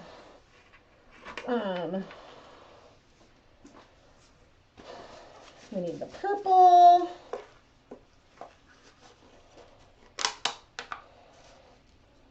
So you can see how this would be a little easier with salt shakers of some kind, but there's no harm in doing this way. Now the purple, because I think I've added moisture to it, it's feeling a lot chunkier to me than some of these other colors, which on one hand helps you spread it out more, but on the other hand may make it take longer to dissolve. There we go. Okay. I have a feeling we'll do one more flip, but I do want to wait to take off the gloves and stuff. Okay, let's do some cleanup.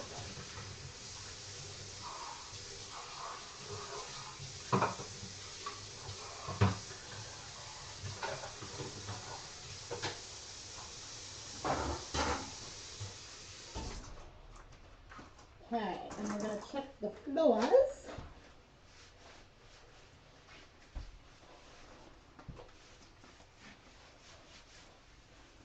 Just in case.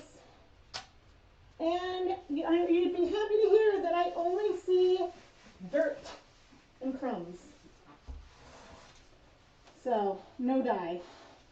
And I'm not even going to show it to you because I cleaned up a dusty spot. And, yes. Oh, man. That's always good to know because, like, sometimes I can see some little, like, specks over here. But, oh, this is pretty. Very, very pretty. Muck, muck! Oh gosh, I have so much of that still. Oh, this is so pretty. Whew! This is zip tied. There it is. Okay.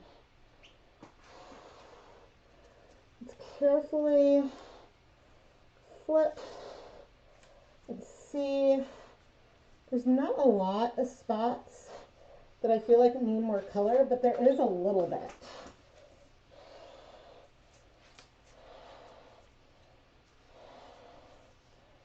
Okay.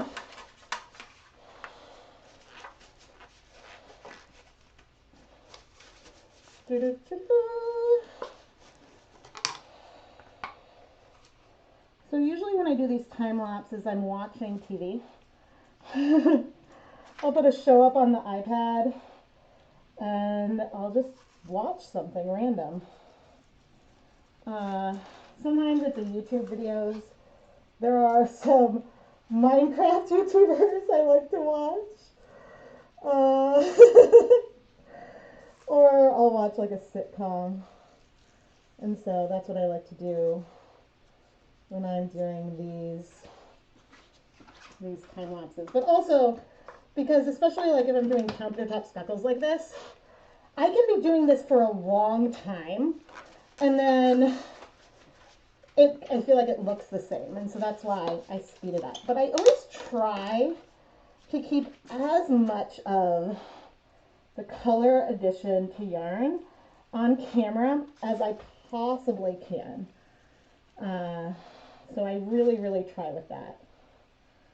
But sometimes it's not perfect though.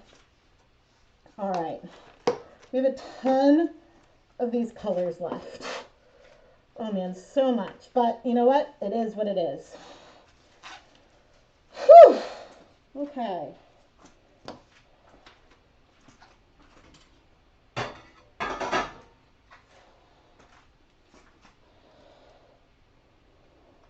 I think that about covers it. We've got some very, very heavy speckles here on this yarn. And now I want to heat set it. So what I'm going to do is carefully lift up the yarn, sort of roll it up like this, and go put it in a steamer basket and steam set it for 30 minutes.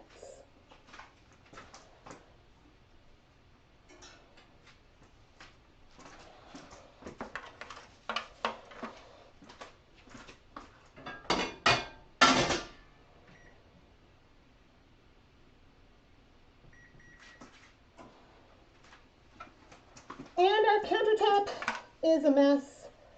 And so I'm going to bring over my yarn mop here to help wipe this up. And attempting to leave no dye behind. We still have a little bit of brown and a lot of purple left. So I will save those for another day. Another day, another dyeing project.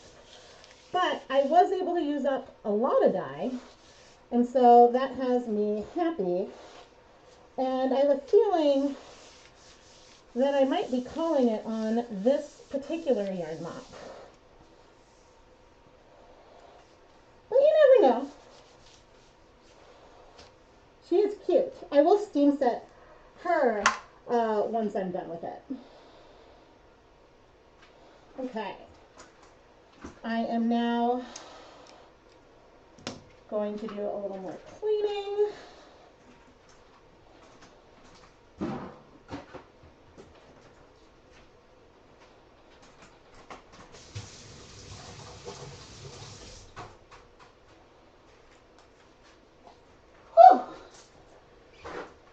Okay, and I think while I clean, this is probably a good time to insert an ad. You may not see an ad, don't freak out if you do. We'll see how that goes.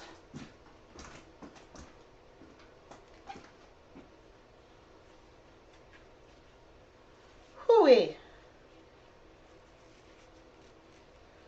Okay, but we're just gonna check for color, even though I think we'll soon be bringing over the hot plate and dealing with that. I think the next thing we're gonna do is another over dyeing project.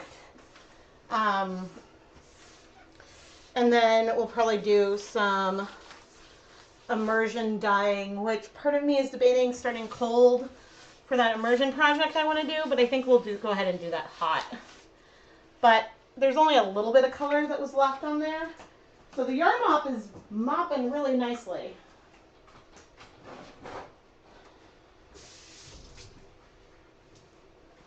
And I'm going to clean the floor again,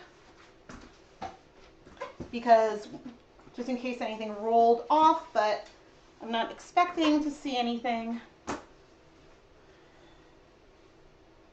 Just dirt, no dye. That's good. Oh man.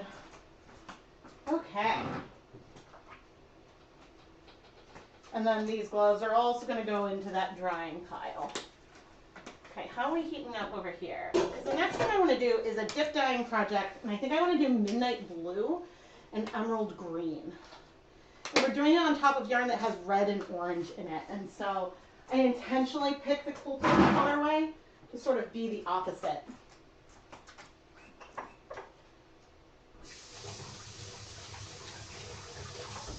Awesome. Okay. Okay, that's got that. I'm going to sit down here and let me know if you have any questions or requests for what you want to see along the way. Because right now I'm really just waiting for the one dye pot to heat up. That is the main thing we're waiting for. But I guess this is as good of a moment to drop my Knit Picks affiliate link in the chat right now, because they have some coupons going on. Not only are they having a Leap Day sale, but you can right now save 15% site-wide with the code KNITMORE. And you can get 25% off a $200 purchase, $200 plus purchase, with the code KNITPICSSAVE. So those are Knit Picks coupons that a rep sent me to share. So that's pretty awesome. And if you make purchases through my affiliate link, I will earn a commission. Ooh, wait. How are we doing? 11:30. Okay, at some point, I'm going to need to make myself eat something. I hate eating on camera, but I will need to, because I will get hungry. And yeah, so where did I put it? I think that I got a very specific request that I'm going to try to do. I think I have this here. Yeah, so I think there was a suggestion to use something thicker than fingering weight. Do magenta at one end, a vivid green on the other, and maybe a bright yellow in the middle, speckled with a dark rusty violet. And so I'm like, ooh, that's a very specific idea, but really, really fun. And so I think I should take a screenshot of that, which I may not remember to put in the video. So I think that I'm going to try that, and I'm going to do that on some Hawthorne DK, which is also 2-ply. It is 80% superwash fine Highland wool, 20% polyamide. And I think we'll do that low immersion or medium immersion warm.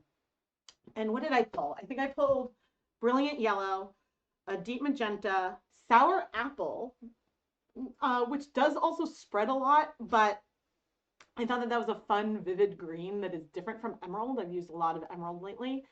And then, Ooh, I was debating for like purple speckles, and I might use espresso bean or I might use deep purple. I haven't decided, and so we might be making up some powder with citric acid, but that is, I think, I want to do some dip dyeing, and then after that, I think that that's the project that I would like to try. But I have a whole list of things that I want to do, and oh, oh man, yeah, I just have so many ideas and never enough time. But I'm very excited to have like backup videos again because occasionally things happen which mean I can't do a lot of filming. And like even in December when I had to do the dyeing in the dark because like I had no power. And so having extra videos that are like the files are ready to go that I can edit and have as a backup or edit and share is just something that comes in super handy. And I've worked through a lot of those backup videos. And so, yeah, but I try. And I try to mix things up and mix colors up and stuff. But I think while the steamer basket is going, that's heating up, I think I'm going to take a quick break. And then I will be back.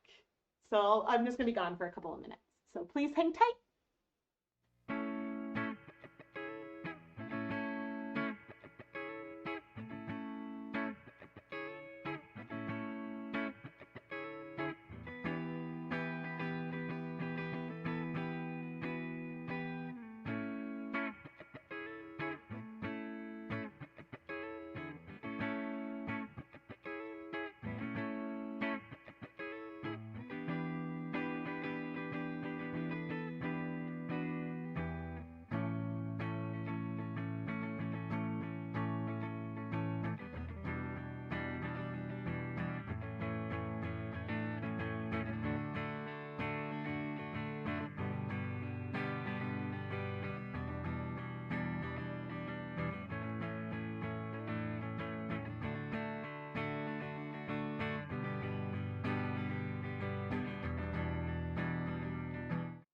I'm back. Okay, and while I'm here, let's open up January's Paradise Fibers Fiber of the Month Club. Ooh. Ooh, so the package had flamingos on it. And opening it up, I see what looks like it's going to be very maybe brown and green and something that's going to be very flamingo-y pink. Ooh. Ooh. We've got like a mesh baggie. Let's see. What is our theme? Strength of mind. Ooh, we'll take a closer look at that in a moment. Let's see. Oh no. Oh, this isn't as pink as I thought. It's a beautiful color. It's got red and some like lilac and blue. And so I think that the pink feel in here comes from the mix of those other colors. And what's in the yellow bag? Oh. Okay, so we've got navy and like a burgundy and yellow. There might be some browns in there. That is super pretty. Okay, I want to see. All right, the theme is strength of mind. And what is in here? Okay, in here we've got Age of Bronze. This is Age of Bronze. And this is Crimson Valor. And what are the fiber types? This is 60% extra fine merino wool, 20% Tessa silk, 20% mohair.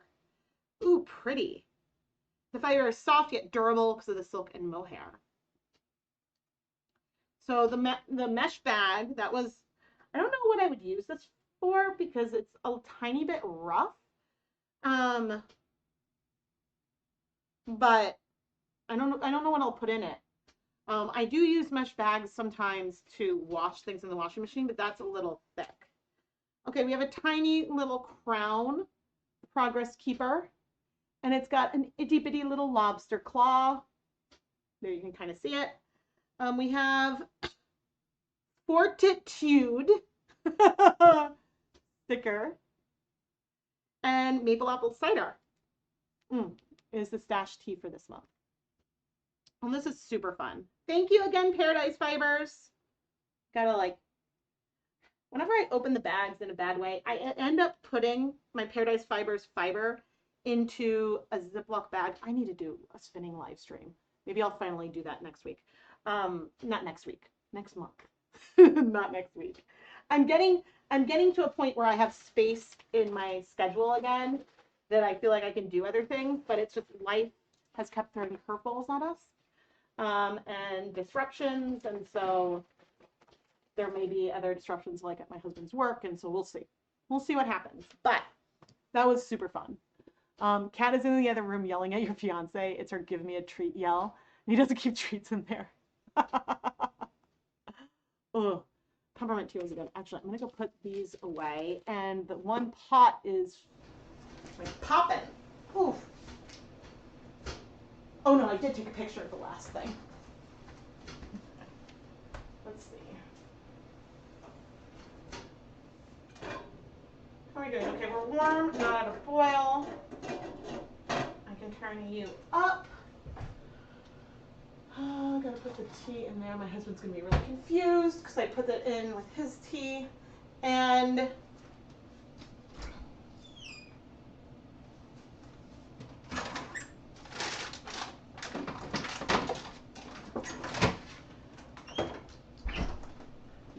I'm gonna eat a little bit of something.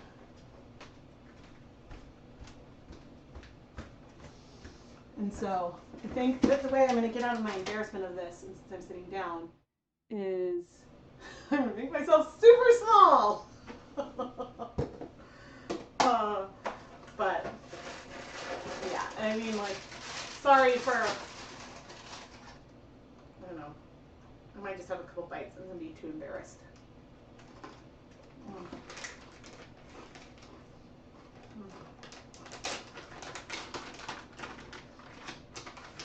It's hard when I have too many ideas, but there's not enough time to do it all.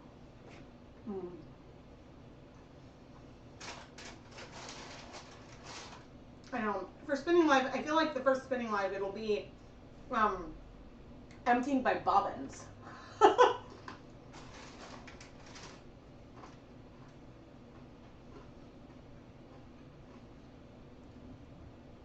And I have to find them all. They're all stashed someplace.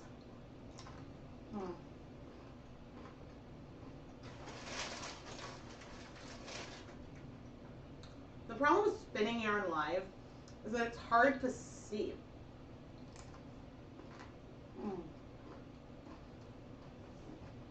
It's hard to get a camera with a good view of it. But I'll certainly try.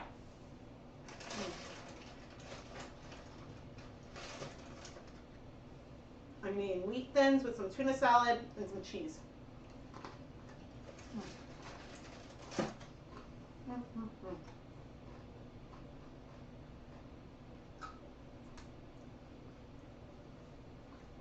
I made a massive amount of tuna salad. I think that might be what everyone else in my family has for dinner tonight.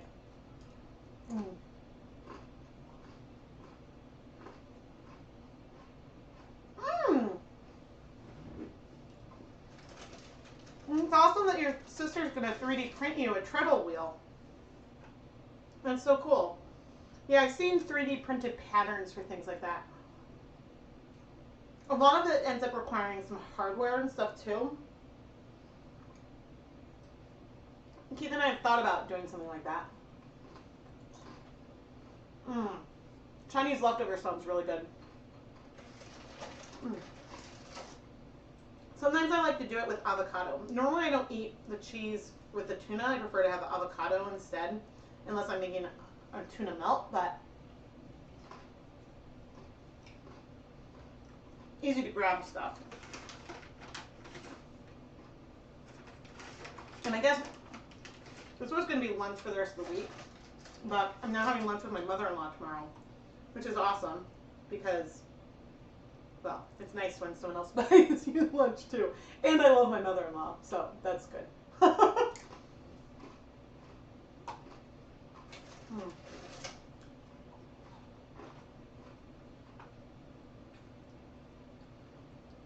But I think she was walking with my husband this morning, and while she's with him, texted me about lunch. So that just amuses me.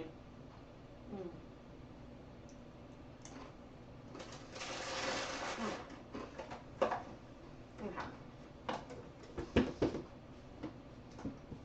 The only thing I really have to make sure that I do is keep energy to take the kids to their swim lessons tonight.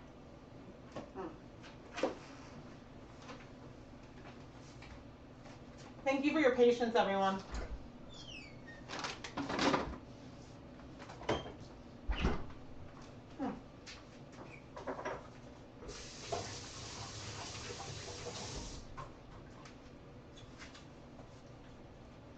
Okay.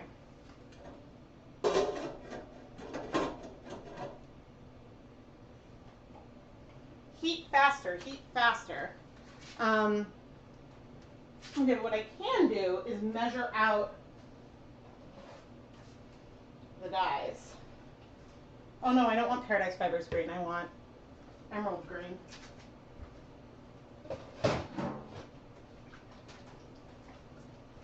Okay. Oh, and you know what I'm going to do? So I remember, no. I'm not jumping back and forth between projects too much. Hopefully.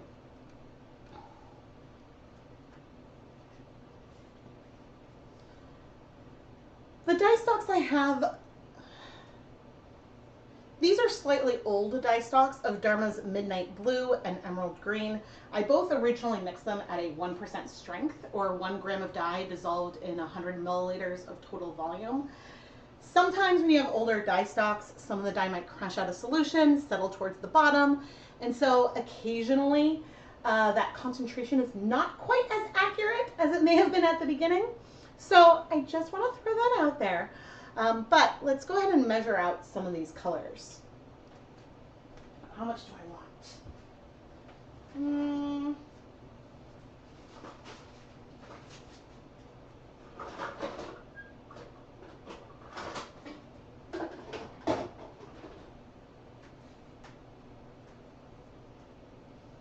Let's do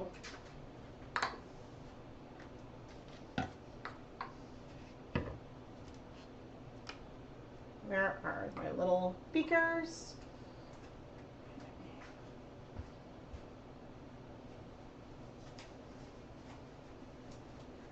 Aha, I'm seeing steam come out. I think that the one we're getting close to temp. Of course, we'll need the hot plate to heat up as well, but we'll do what we can.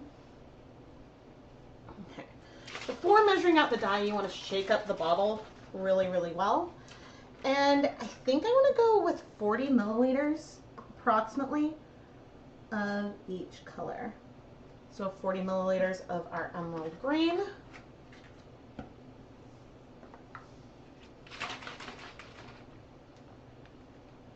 Shaking it up.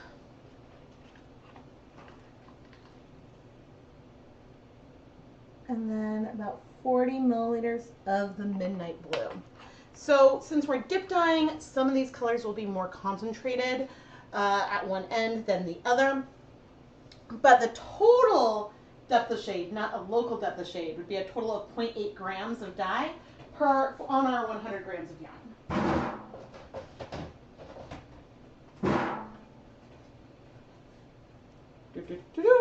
Okay, I'm gonna move you guys right there. We're gonna clean up the counter.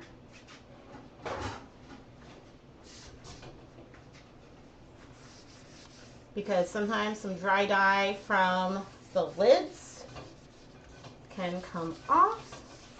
How we're doing there? We're almost done with that. Oh, cool. All right, let's bring out the hot plate. Now, before putting a hot plate on a shower curtain, I want to make sure that the shower curtain isn't scrunched because that's what will cause it to melt. But otherwise, the parts of the hot plate that get warm are high enough from the counter that there should not be a problem.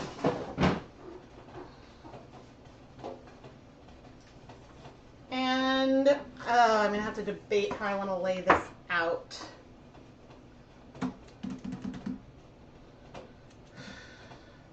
I suppose I'll be able to hopefully turn it off and rotate it later because And I'm doing what I don't always do, but I do want the one side to heat up a little bit. That's off. I'm going to turn this side on. I have it set up this way so that way I can easily dip dye into it. Because if I set it up the way I normally would, this burner here would be over there and that would be hard for me to reach. But I'm going to make sure, okay, we are boiling.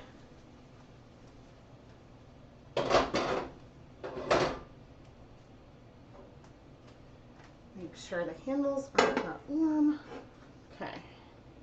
And I am going to make sure, and I'll adjust your camera to make sure that you guys can see this as needed. Okay. In this pot, I have 16 cups of hot water. I just turned on my electric hot plate, so it's going to take a little bit of time to bring it to a boil again.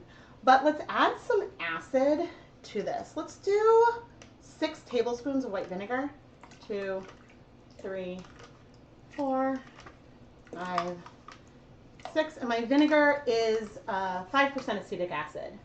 And then I'm going to take our midnight blue dye and add this into the water. Emerald green will take longer to strike, and so I'm going to use that second.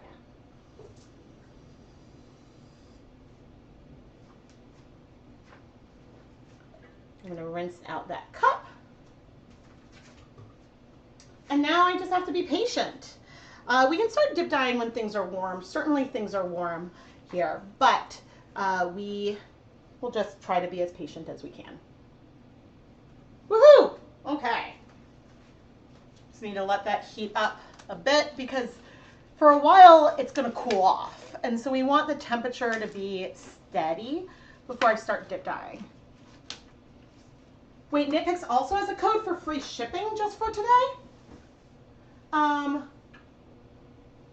I don't think they sent that one to me.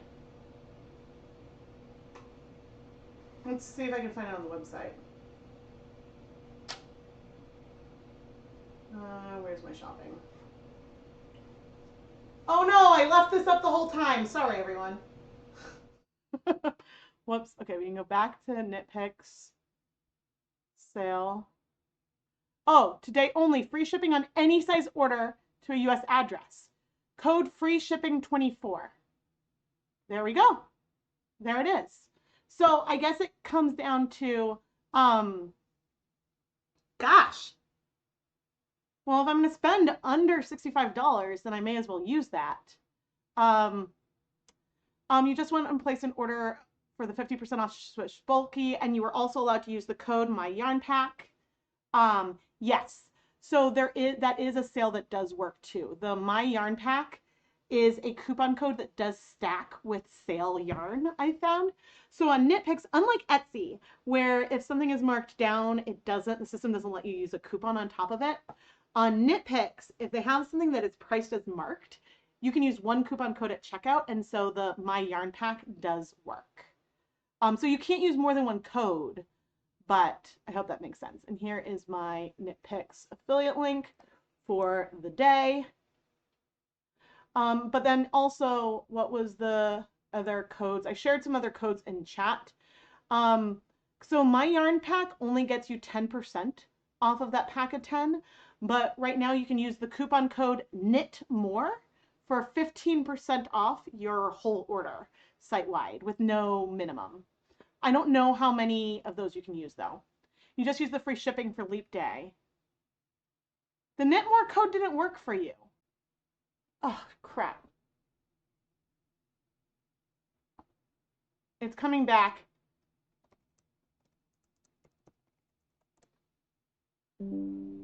Okay, I think I'm back. And let's see, promo code.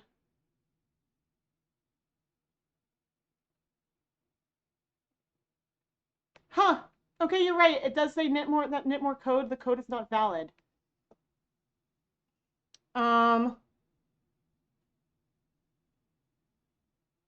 I will email my rep. It looks like the knit isn't working. Okay, and let me check the other one. So I need to add something worth $250 to my cart. Yarn, bear, dye your own. I haven't checked the wholesale website in a while.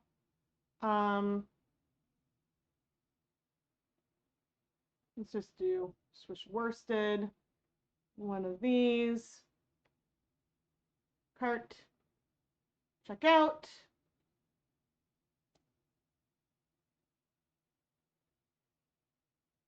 Okay, the KP save did work, and maybe Knit More has a minimum. Nope, the code isn't valid. Isn't working for me or some of my. There a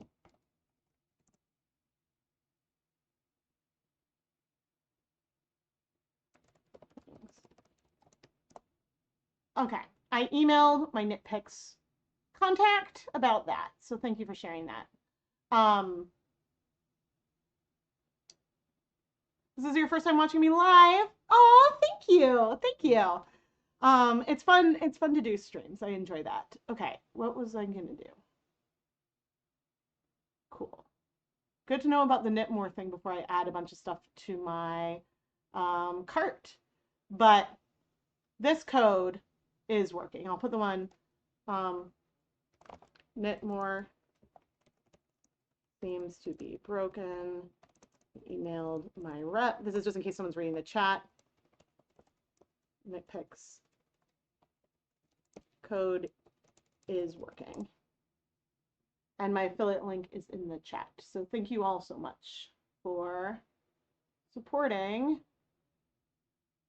me. Aha. Oh man. But yay! Commissions are wonderful. Let's see.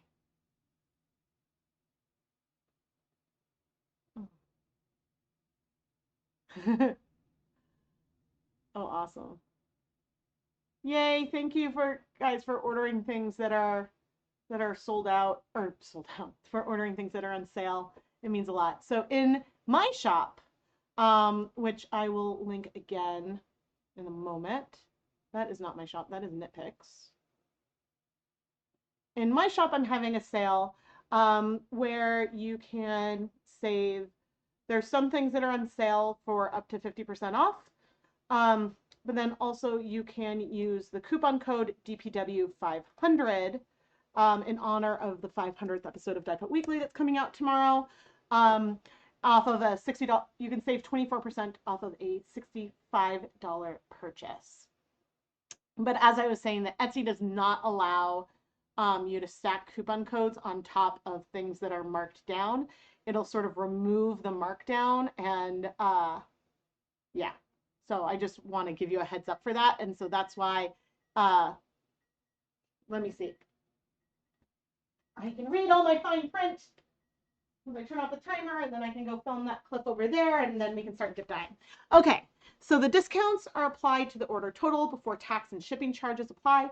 Coupon codes must be used at checkout and cannot be used on past purchases.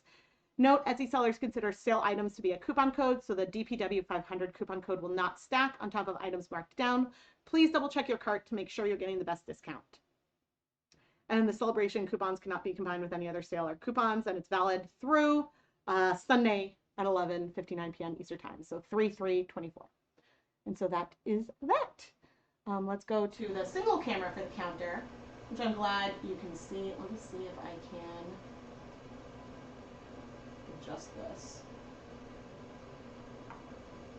Come on. Control. Tilt.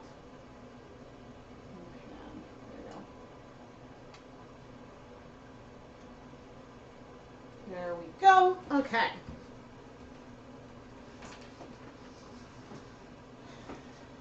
I actually am going to have like a meeting with Knitpicks next week. And I'm excited because I'm like, wow, if they want to like send me stuff for free for videos, that would be really awesome. Now before, oh wait, I'll remove this heavy speckled yarn. And then I'll pop the yarn mop in there. Okay. I forgot what I was doing.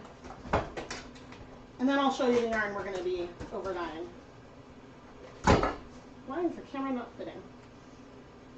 Okay. been 30 minutes. And ooh, look at that heavy speckled yarn.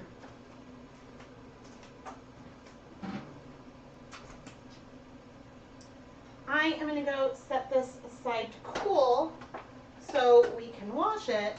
And it's funny, I'm seeing mostly the purple and brown right now. I'm not seeing the lilac. I'm seeing a hint of some of the lichen. I wonder how much those are covered up. But we'll see once it's dry.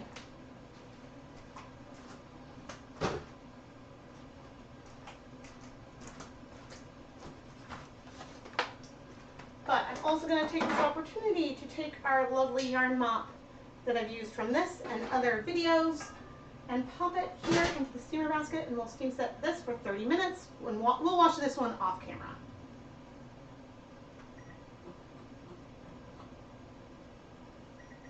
Okay, I'm going to bring over to show you all now our heavy speckled yarn. Hopefully you guys can see this. It's pretty. Very, very pretty. And a lot punchier than the low immersion one we did, which is going to feel way more neutral overall. Okay, and I'm going to take a moment with the camera to change out the battery.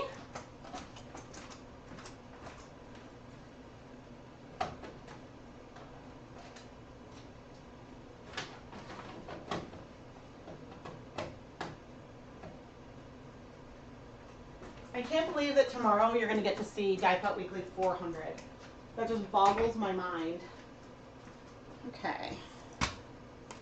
Woo! Let's not knock anything over.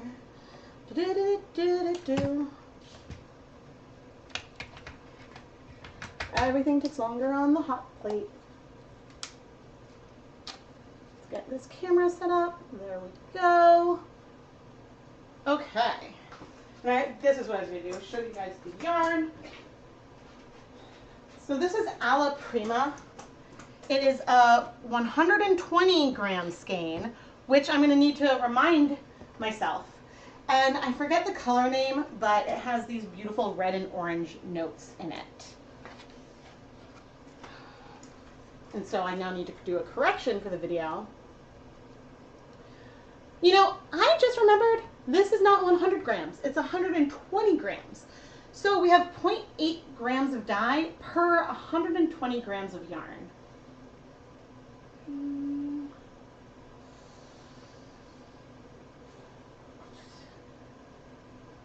Okay, I'm going to do some math.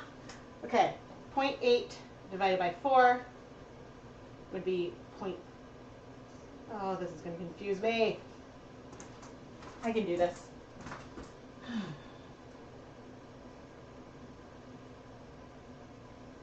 So rather than being a 0.8,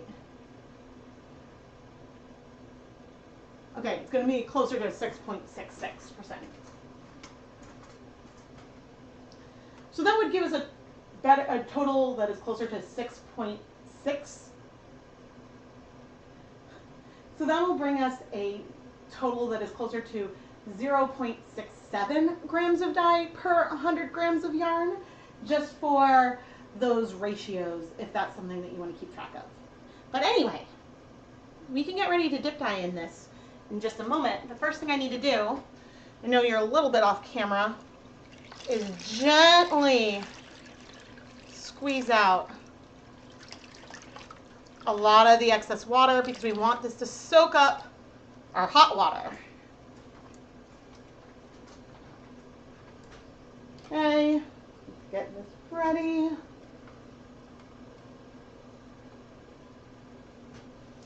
Okay, and let's see what this midnight blue screenshot does on top of these colors. Ooh! So far, I see the red through, but I don't know how much that will happen. Now, this is non-superwash yarn, and I'm realizing that I probably should have brought over a step stool to help me. This is non-superwash yarn, so I do want to be careful with felting, but I have dip dyed a lot of non-superwash yarn in my day, and it should be okay. Okay, we are gonna set this down real quick. I'm gonna get a step stool and come back.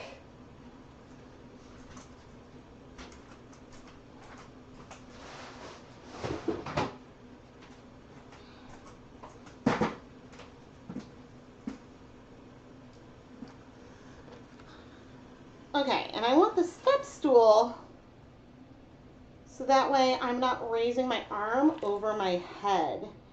Even though that may have given us a bit of a demarcation line, it still looks like there's a ton of pigment in here, but the further up we go, you can see that we're getting less and less of the blue on the yarn.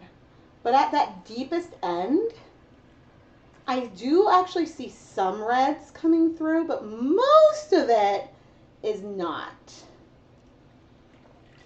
Okay, we are actually starting to clear nicely. There is very little pigment left in here at this stage. When I lift up, I'm not seeing very much at all. So what I'm going to do is I am going to check the temperature of the side of that, leave this out. Hopefully it won't wick out a lot of water. And I'm going to let this sit for about, ooh, how long? Because I could just go ahead and add the green to this. I'm going to let this sit for 5 to 10 minutes just to see how much more of that color will absorb. Well, that went faster than I expected. I did start with a little bit more vinegar than I might have otherwise. A lot of times I start with 8 cups of water with 2 tablespoons of white vinegar as my ratio. And for this, I used 3 tablespoons of white vinegar, so a little bit more. Ooh, this is a great question. Would fine and coarse yarn use the same amount of dye to achieve the same color? Oh man, the answer is that it depends. And where I want to, there we go. I'm gonna make myself a little bigger. It depends a lot. So when you are dyeing yarn, and say you have 1 gram of dye on one yarn base and 1 gram of dye on another yarn base, you can measure out the exact same amount of dye, but one yarn may look a lot darker than the other. And it's not about coarse versus fine, it's about the fiber content.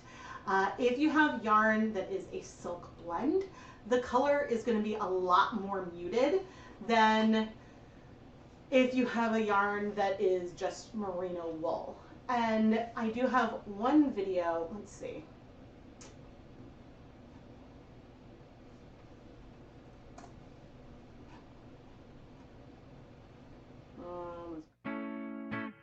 Sorry, web browsing. Okay, so right here, can you not see my, here we go. So this video right here, on the thumbnail from Dyepot Weekly 4.99, the color and the hue in the yarn looks really different if it was a superwash merino nylon yarn versus being just a merino silk roving. The colors came out completely different. Not just because of how the colors struck and broke, but the actual brightness of it varied. I'm trying to see if I have another good one recently. Well, this video right here, if you dye a yarn, a natural yarn that is brown versus one that's white, the colors will take up differently. Trying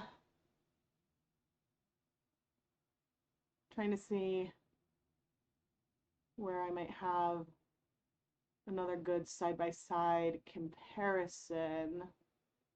I've certainly done a lot of side-by-side comparison videos. I'm just trying to think if there was one recently.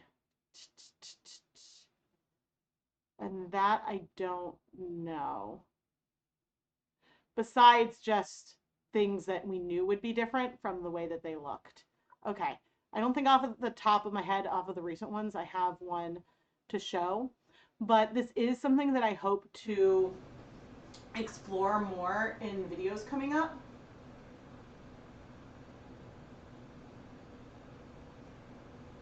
Oh,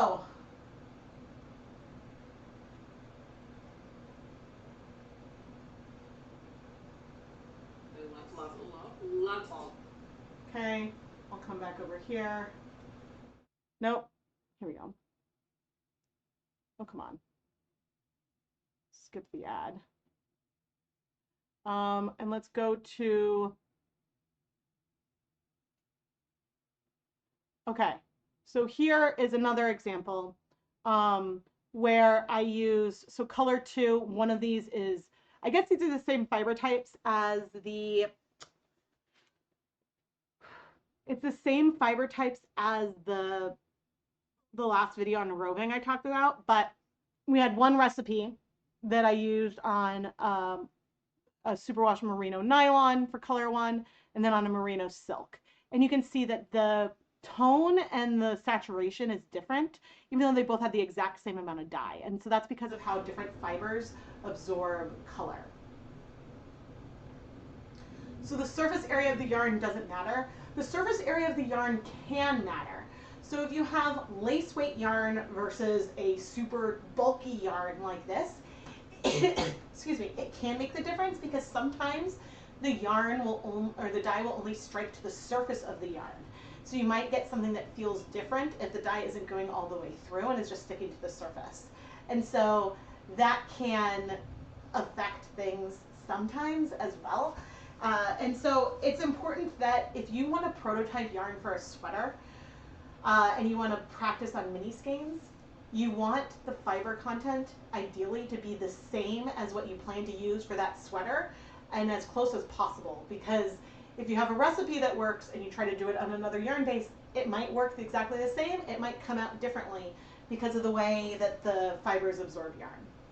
I have tons of videos comparing superwash and non-superwash, and colors on non-superwash yarn might spread out a lot more than they do on superwash. And so that can also affect, as far as a tonal goes, they can end up looking very similar, but with other techniques you can get different results. And so, yeah, and also, especially with pastels, like bare yarn is often an off-white, but different yarns can have a different amount of off-white. And so that little bit of yellow that is in the bare yarn can make more of a difference if you're doing a pastel. And so then one color might be more mint and one color might look more blue, and you're like, what? And it could be because the color of the actual canvas is showing through more. And so, yeah, I hope that that is helpful because, yeah, it's something you definitely want to take into consideration as you're planning a project.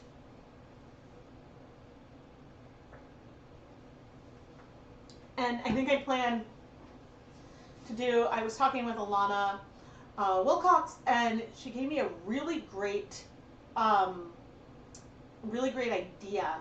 And I think that, I mean, it's slightly related, but I'm going to try to do the same recipe, but using 2 different brands of dye, because, you know, some brands use the same pigments and have the same colors in their primaries, but there might be either filler or something in there, and so 1 gram of dye from one brand might not be different from 1 gram of dye of a different brand.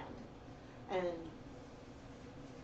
yeah, it's sort of similar. But I do have, excuse me, a lot of times I'll do immersion in a pan, multiple different fiber types together, and oh, okay, here's a place that you can go look for it.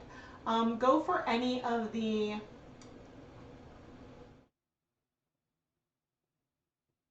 where is my channel? They moved everything, which is driving me crazy. Okay, playlists. Okay, so any of these spring, any of the spring or summer mini skein mini series playlists, because in these videos, and I hate that when I'm doing this, you guys are all getting ad. Okay. Okay, that's the behind the scenes. That was not the one I wanted.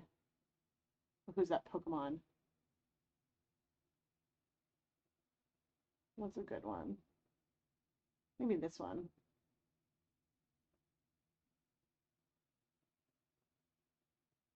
Okay, with the same recipe.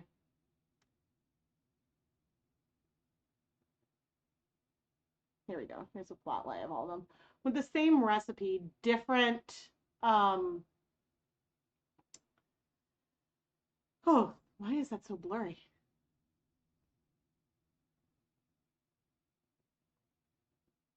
Okay, that's better. Different yarn bases absorb the color slightly differently, and so that lightest green might look different from batch to batch. Now, some of it is the technique, but some of it is like some yarn bases absorb more color than others and at different rates, and so you can have some variation. But yeah, I tend to do a lot of different yarn bases with the same techniques side by side, but a lot of times they're all superwash merino based, and so therefore there are a lot of similarities. Ah, then probably what's in the pot?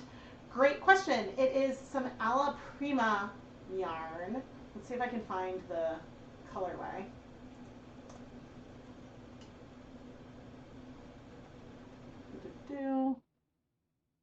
Sun Haze, this colorway. So this yarn is 100% merino wool, super bulky, 52 yards per 100 grams.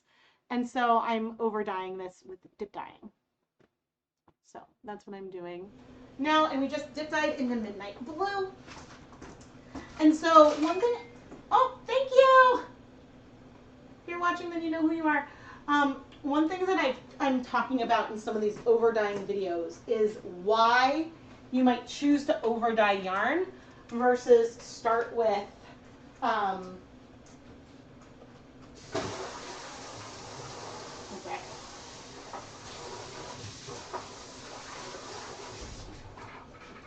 One thing I talk about is why you might choose to over dye yarn versus start with bare yarn. And sometimes yarn that already has dye on it is cheaper. And so there might be a yarn base you love, but you know, it's like 50% off in its dyed form, and that's cheaper for you to work with. And so I like to show different ways you can transform yarn that already has color. Okay, I don't know exactly how long it's been.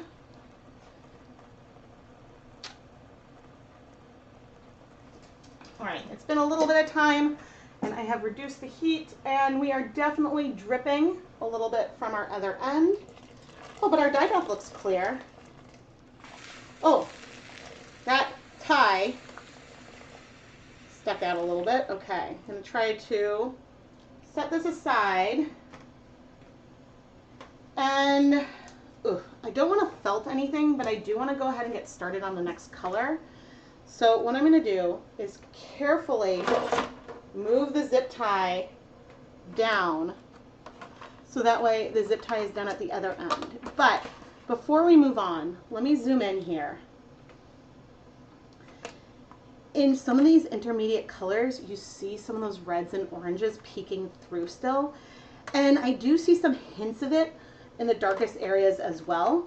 I'm curious how much of it we might see once we deal with our green, because I have a feeling we might cover up things a little bit more. But it's not a bad thing to have some of those original colors still peeking through. So that was our 40 milliliters of emerald.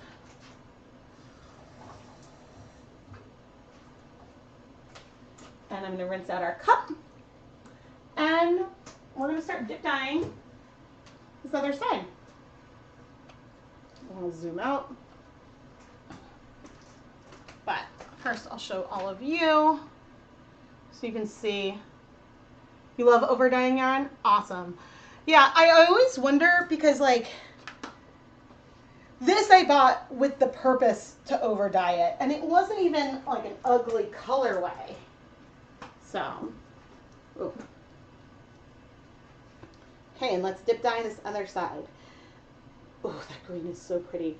Now, if you want to make sure that you preserve some of what's left in the original colorway versus covering it up, you can definitely do that. You just need to maybe use even less dye and go for something where you're trying to build the color up slowly. So if you start for example, with a lot less dye and you add more and more and more, you can make sure that you are preserving some of those intermediate colors. But I tried to pick something that would contrast and be like separate on the color wheel. And so I think what this is going to do is give us some really incredible dimension into our yarn because it's going to give us almost some brown notes on the green. Now, this green can take a while to strike, and so I think I might want to add more acid just right now. 1, 2, 3 and a bit tablespoons of white vinegar.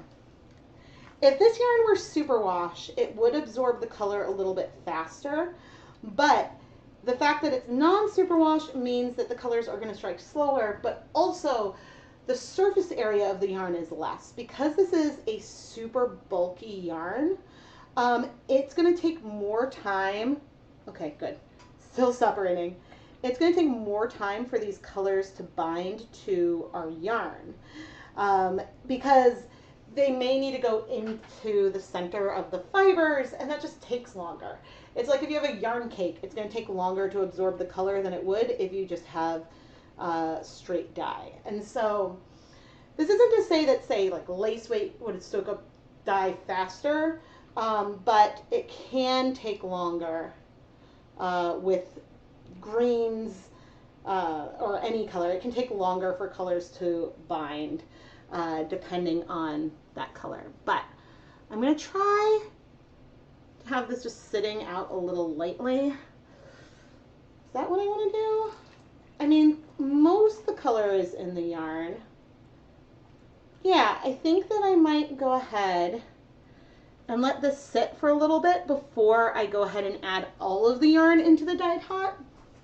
There may end up being some green in the yarn in the end, which is totally okay, but let's go ahead and give this about 10 minutes and then I'll come back.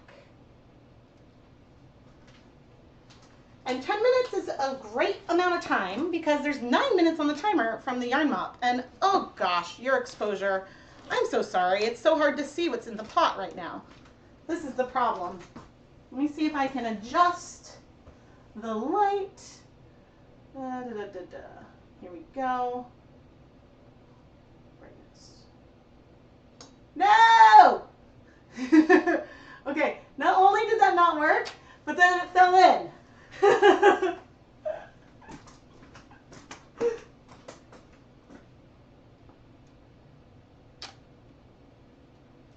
I went to sit down and the yarn fell in. So, okay, here's the way we'll do it. We'll have it sit on the tongs so it actually stays out. Oh my goodness, that was so funny. There's still like 8 minutes left on the timer. Oh dear. Oh my gosh. What the? What's going on with the camera? Now we're completely overexposed. Let's see.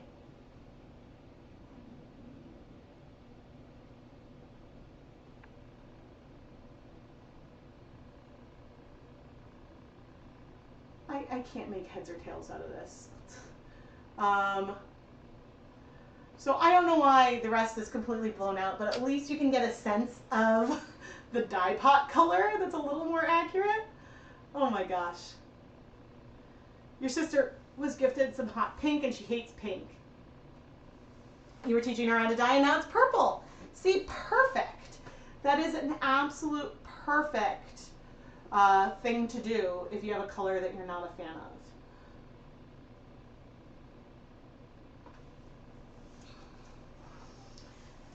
And so back when Knit Crate existed, that was something that I would occasionally, I'd over dye something because I'm like, yeah, I was like, occasionally you want something different, and so you can just over dye it if you get a mystery yarn that you're not a fan of.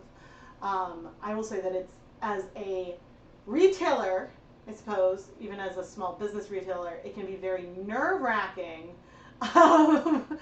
to ship out mystery things because you always worry that people will dislike it. So I try to always dye things that I like because then hopefully you guys will like it as well. Oh, nice. Woohoo! Thank you to everyone who's shopped with me. It really, really, really helps.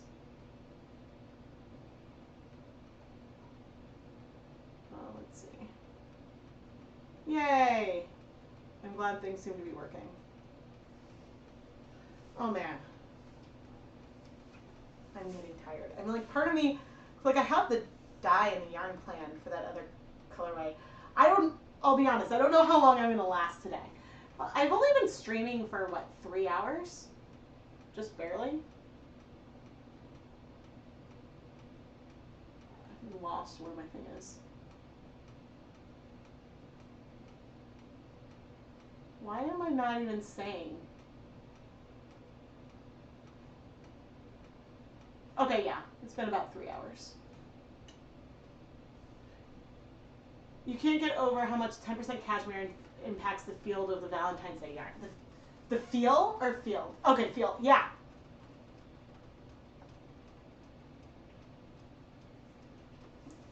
I know, the cashmere is so soft. So one of the yarns, and actually, if we're talking about the MCN, the Superwash MCN Valentine's Day yarn, then I may as well, wait, oh, that's not where I was supposed to be.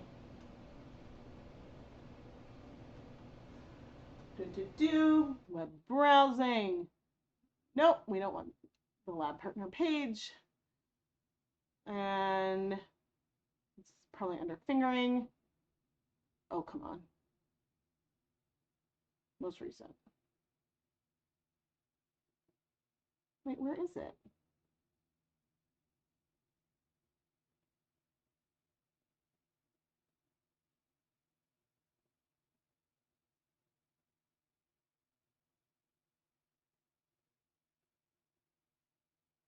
Uh-oh, why am I not seeing it?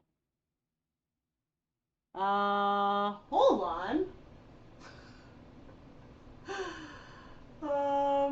Listings. Nope. Let's go to all. Draft. Oh! No! It's published now. I missed it. I was like, why is this not showing up? Bummer.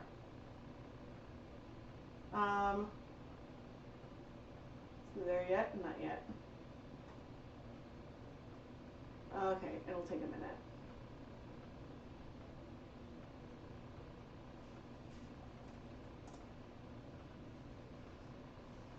What the whale? I was like, I don't think it's sold out. I didn't notice it getting sold.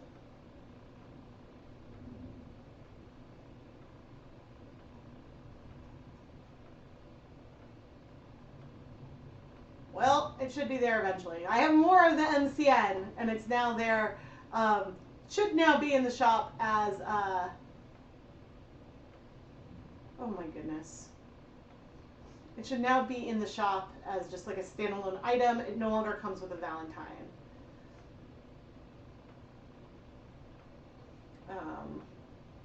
Copy the link. Okay. Here we go. Here's the MCN. Valentine's Day Superwash MCN yarn. There. Hopefully that works. Because it's not showing up in the shop, but it is active now. Hopefully. Okay, yeah. But you can see with the same technique, here's a lot of the different yarns that I dyed. And this is the colorway. So, super fun. To camera. Oh man, I can't get over the like overexposure. The like amount of light coming in just changes, and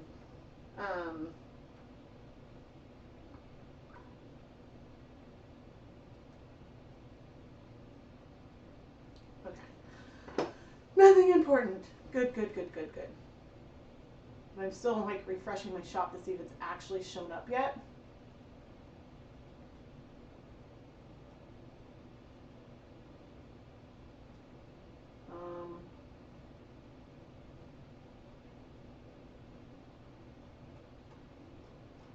It's not showing up in the main shop, but hopefully that link works. Like butter. Thank you. Okay, let me see if I can fix this camera. Let's go to default. Boo. That's a little better. That overexposure was driving me wild. No, it's times like this when I could use an assistant who could drop links into the chat for me while I'm doing other stuff, and who can notice when the videos are looking weird and can fix that for me. Oh, I should get a photo of this. I didn't really before, but I don't think it matters as much because this one isn't contributing to our yarn mop. And so I just want to be able to have a short, because I think if I do the next project I'm thinking of, then I'll have to just use a new yarn mop. Okay. Let's see. I'm gonna have to, this is why removable zip ties are great. I can release this.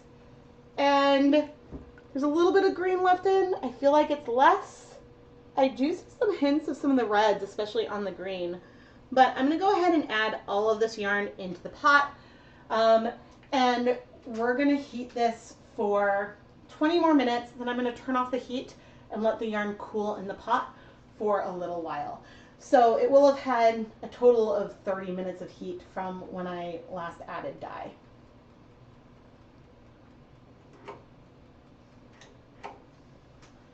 And I'm going to, in a moment, take this to the stove to do that heating.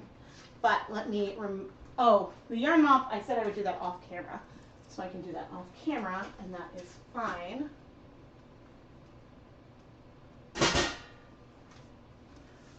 Wahoo, but do I have any other little pans? No, but I can set you in here and that'll be fine. Okay, let's rearrange things on the stove.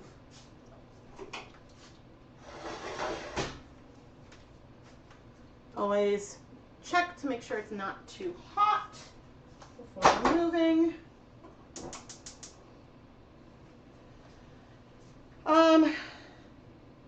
Oh, yeah, and set a timer for 20 minutes.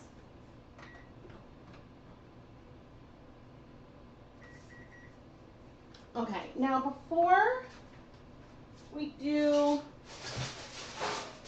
start our next project, I'm going to get 8 cups of water and put it in my pan.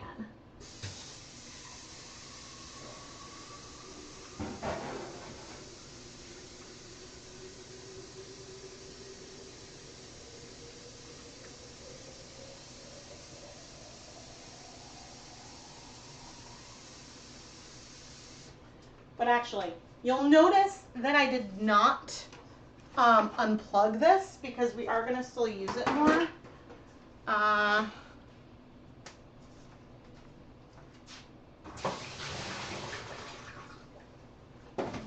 Okay, and I'm going to attempt,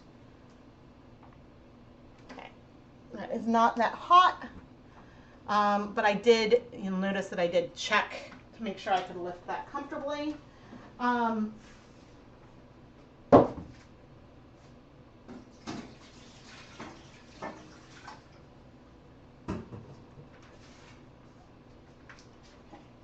But I'm bringing over 8 cups of water in my catering steam pan right now.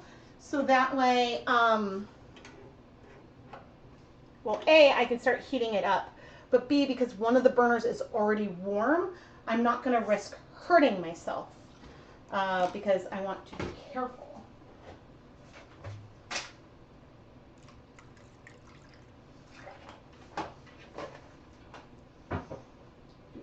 Okay.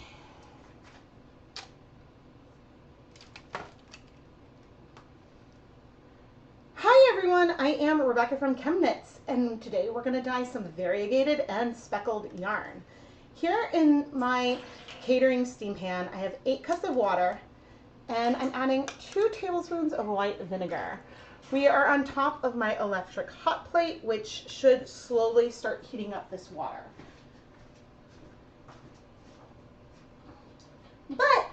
add some yarn to our water, and maybe we'll add more water. We'll see what the water level looks like and how we feel about it.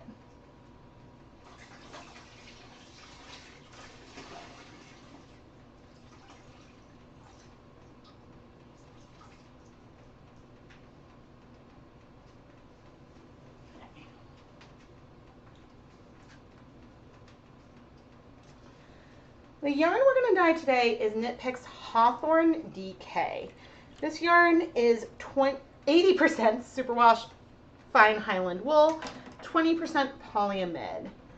And I'm bringing over 300 grams of yarn total and adding it to our dye bath, trying to both spread things out but scrunch it in a nice way. So 8 cups of water is enough water that we have some of our yarn above the surface. And so I think I'm gonna want to add more. So I'm gonna make up another container with 8 cups of water and 2 tablespoons of white vinegar.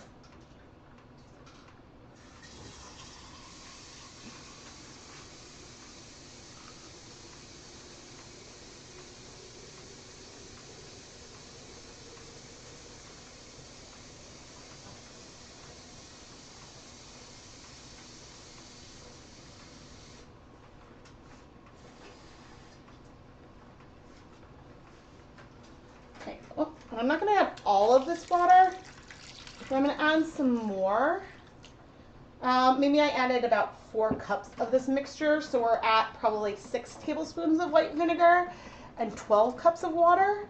And so now the yarn is really floating, and as we add dye, we should be able to work it through a little bit better, but we'll see. And so I guess I just have to wait for this to heat up.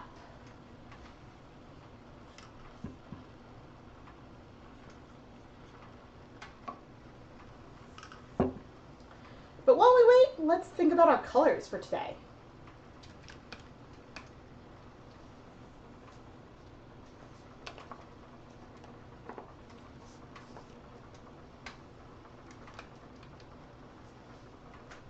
I'll be able to read that comment. Let me see. Oh my goodness. Why is that still playing? I did not know that was playing in the background. ChemKnits tutorials. Community. That should go away. What was the color? Misty Violet.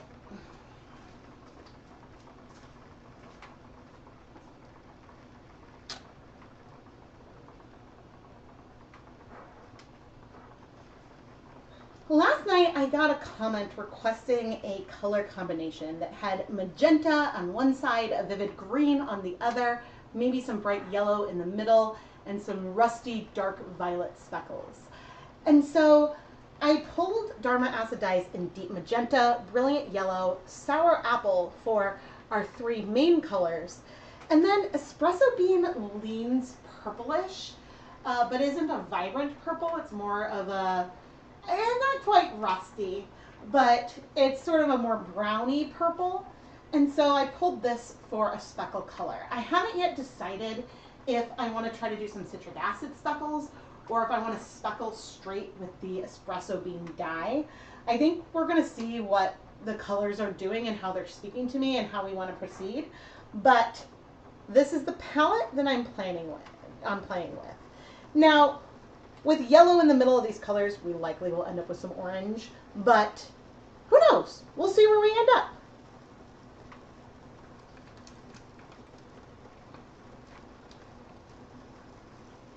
And if you want to learn more about any of my tools, dyes, or equipment, I do have links and affiliate links down in the video description, and I might earn a commission if you make a purchase through one of my links. Okay. And I should make sure, oh, you guys can see it. Great. Oh, that's awesome. Awesome, awesome. This is going to look interesting. I think it could look it's going to look really, really pretty.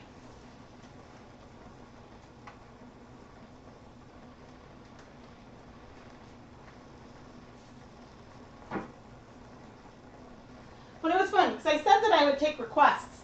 And this was a quite specific request, but one I'm happy to try to do.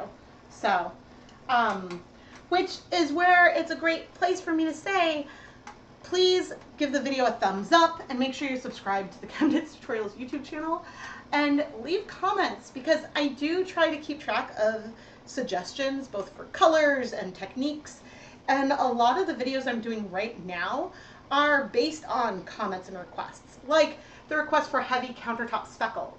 That was on a recent video when I did immersion heavy speckles.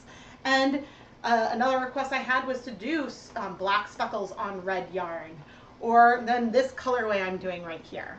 And so I'm excited. I'm excited. I have no idea if this is going to be the last one I do today. Oh, we're going to need a yarn mop. We're going to need a yarn mop.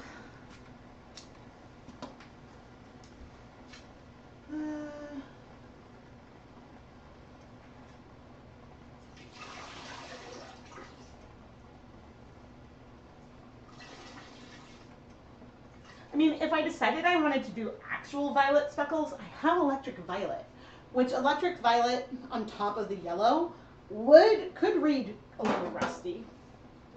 Okay.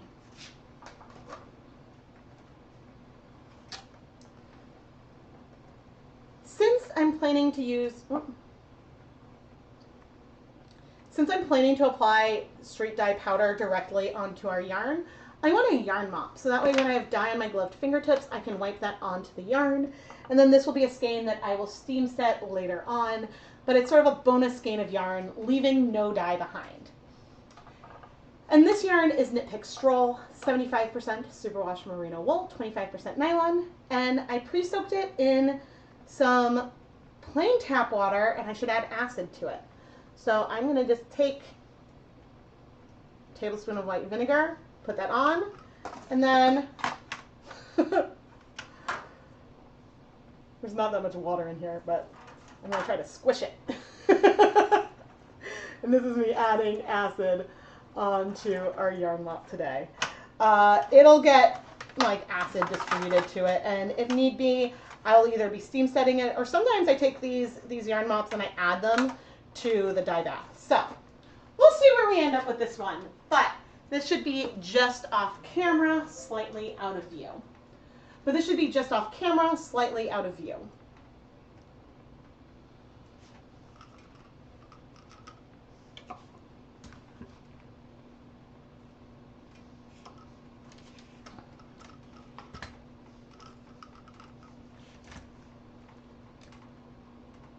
There we go. Cool. Cool. Oh, and I should check my email. Oh, 3 new messages. Show. Oh, the Knitmore code was wrong. Okay, we have, and I'm going to test this before I share it with you. Aha! Got it working, everyone. The Knitmore code.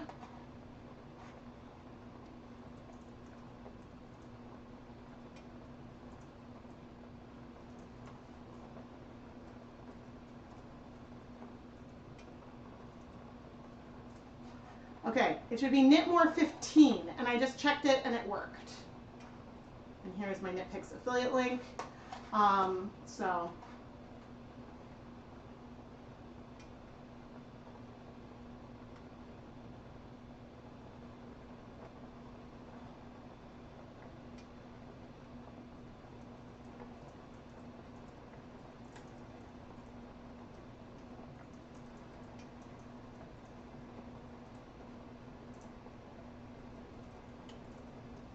okay, awesome. I love getting a fast response. Oh man. And then, okay. Checking. Okay, good. Sometimes the hardest part, and again a part where I might watch a TV show, is waiting for things to warm up. And one thing I might do with the hot plate, And today it is going to be a little more extreme than usual because we had been using the big burner already. And so this burner over here was already a little bit warm, but I just rotated this just to even out the heat. And I'm not talking about this in the video that I'm filming right now because this is something that I do talk about with some frequency.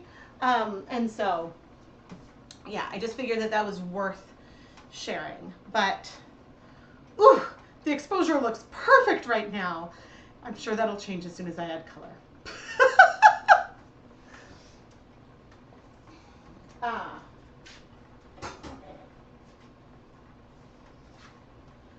Oh man. No, so I still have this sparkle yarn pre-soaked from indiedyer.com that has bronze stellina in it. And then I have another yarn base, I think it's called 2, that is like a just 2-ply superwash merino. And so they did send me a bunch of yarn for free just to use. And yeah, I'm feeling guilty that I haven't used it yet.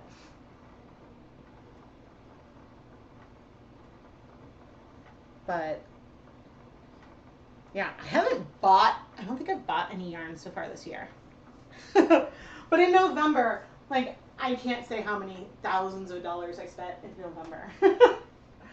And at some point, I'll have to start planning for this year's spring skein mini series. And I don't know what I'm going to do for it yet. I haven't decided. Because last year I had a Pokemon theme, and that was just like a ton of fun. And it was sort of like an easy color, like it was a great color inspiration. And I would happily do Pokemon themed things again, except that I know that, well, I want to do something different and try to mix it up. And so it was a year before painting rainbows. I don't know. I just have like a lot of ideas. And so I just have to go through and figure out what it is I want to make. You've bought yarn, darn local dyers and their trunk shows. Because we did something. I'm so confused about right now that I'm like, wait, this thing in my memory, was this a year ago April? Or when was it? Because there was a show, and it must have been April, the sheep shearing festival. And so I'm like, oh, I definitely bought yarn because I like to try to support other local dyers when I can. But I have so much yarn. Oh man. Okay, I think I'm likely gonna wait. I'm checking on. Okay, there's some green left in the pot. Oh right, I said I was gonna turn off the heat and leave it there to cool. So that way I don't have to move the camera around. That's good. It's like, oh, sometimes I need to just remember what I was doing. But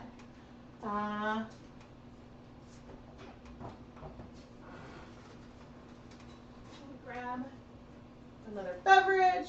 La la la, waiting for things to get steamy. I know this is the most riveting content. Waiting for water to boil.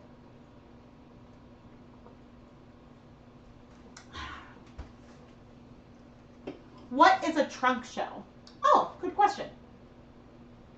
So trunk shows are when, like, so some local yarn stores will buy inventory from dyers and then sell it in the shop.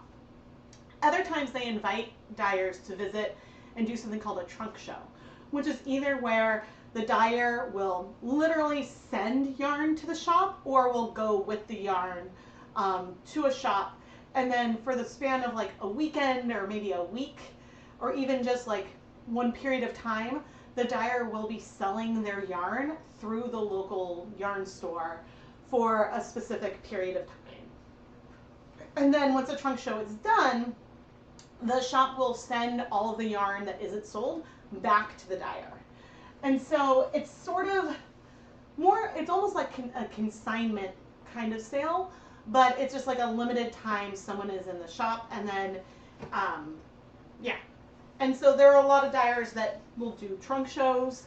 And that's what they'll dye a lot of yarn, and they have deals with a shop. I don't think I will ever have any of my yarn in a physical retail store. And the reason for this is that most shops, if they're going to have your yarn in the shop, want a 50-50 split. And so where you sell it to them for 50% off of your retail, and then they sell it for the retail price. And dyers and shops can make whatever contract they want. You can specify that, you know, the shop can't sell it for more than what you sell, or less than what you sell on your own website, and other things like that. Sometimes there can be exclusive colorways. Sometimes you might be able to get a 60-40 split. It depends on the shop.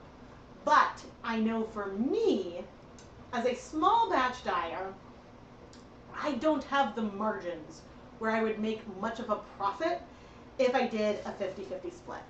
And so the way that you make a profit with that is with volume. And so if you have, I would say, like a steam covered, and so you could process 100 skeins of yarn in a day, and you can do it very efficiently and quickly, then I think you could make a lot of money having your yarn in a shop. Because, you know, they'll want enough of each colorway, so that way someone could get enough for a sweater or something usually. And yeah, it's just, I would not be able to make much of a profit. And I deal with having unideal profit margins for a lot of my yarn bases and paying retail, like at Knit Picks, for a lot of stuff, because it can make dyeing approachable. I do make some money from YouTube. I'd say I make most behind the scenes. If you're curious about ChemKnits, most of my money these days comes from selling yarn on Etsy. I think that's where the bulk of my income comes from. And then I also make money through affiliate links, affiliate ads, and some direct sponsorships that I do. I make money from YouTube through ads, and I make money through Patreon, which you can check out at patreon.com/ChemKnits. That's a way that you can contribute to me directly. And so all those together help me continue to do this as my job. But I'm okay having some profit margins on the dyed yarn be a little bit lower occasionally, because as I turn off the timer and turn off this heat, because I have these additional sources of revenue. And so then that allows me to do things that are silly. What? I got Sharpie on my glasses and I don't know how. I'm going to go see if I can clean that off. Huh.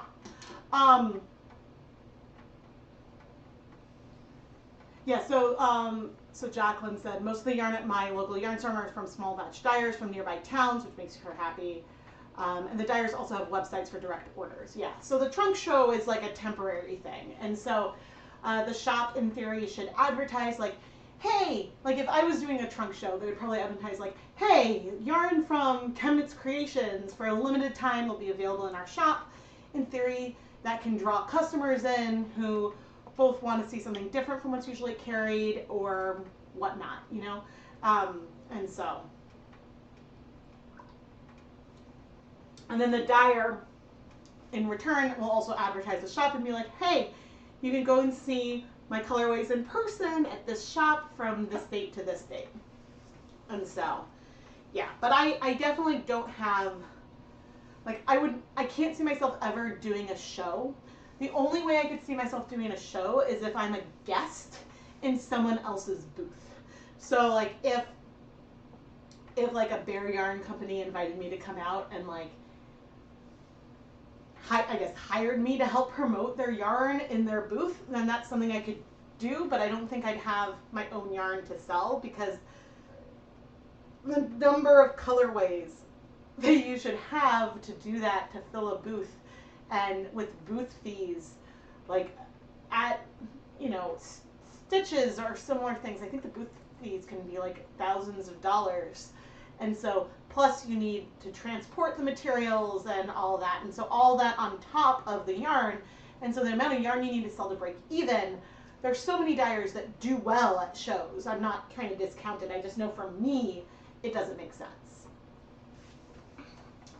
What probably makes sense for me is to someday leave Etsy, but the thing that I wouldn't want to deal with is taxes. So Etsy will collect and pay sales tax for me. And so then it means that that's not something I have to do myself. And that is something that I really, really, really value. Because of Nexus laws, like I don't want to have to register in all 50 states. And in theory, so like my shop is only in Massachusetts. So in theory, I should not have to collect in sales tax for other states. But some states have laws that any online retailer has to do that. And so not just like within your state, even if you don't have brick or mortar presence. Now, there could be some limitations based on the number of sales and things, but I would have to hire an accountant to keep track of all the sales I make from all the different states to deal with collecting and paying those taxes. And that is frightening. And I don't think that's something Shopify does. So that is the biggest thing keeping me on Etsy, is the convenience of having the taxes collected and paid. Because before Massachusetts passed a Nexus law, I would collect sales tax on Etsy, and then at the end of the year I'd have to pay it. And Massachusetts doesn't collect sales tax on yarn that could be used for make clothing. So this didn't happen very often, but if I had like a project bag I sold, then I'd have sales tax on that. But then I'd have to go and pay Massachusetts. And so, but now since Massachusetts has the Nexus law, Etsy will do that for me. So I just have to zero everything out. Do you think Shopify does taxes as well? If they do, because at one point I looked and I didn't know. And so it's possible it's changed because more and more states had Nexus laws. But at one point when I looked, I got overwhelmed. It's why I don't ship to Germany. Because in order to ship to Germany, you have to register as a business, like in Germany. And I don't want to fill out forms every year for a country that maybe, and if any of you watching are German, I apologize, but maybe I get one request a year, and it's just not worth the fees and what it takes to comply with their package laws. So, is there a loophole for stating prices include all applicable taxes? No.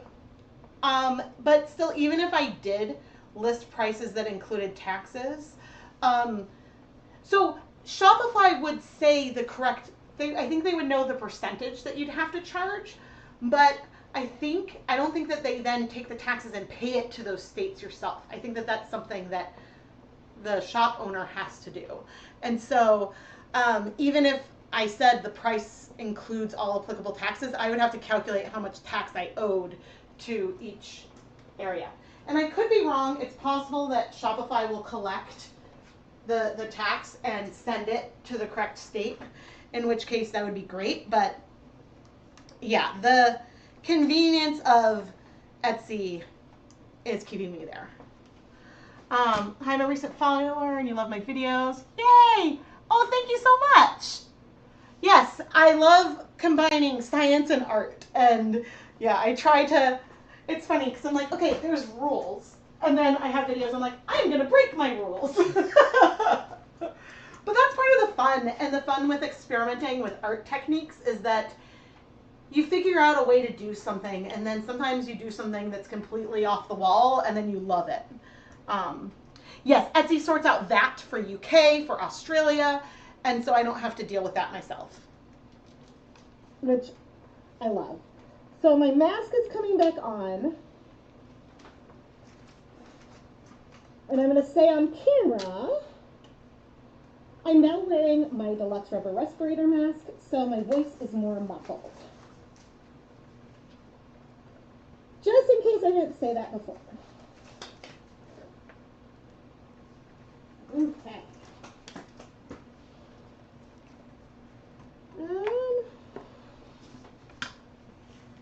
Oof, let me make sure I can see. Okay. You know, I debated this a little bit, but let's start in the middle with some brilliant yellow.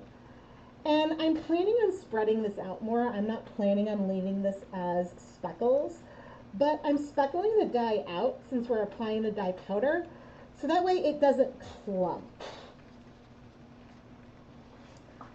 Okay.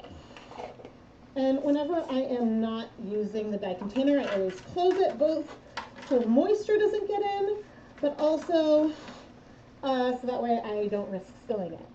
And then I can come in with my spoon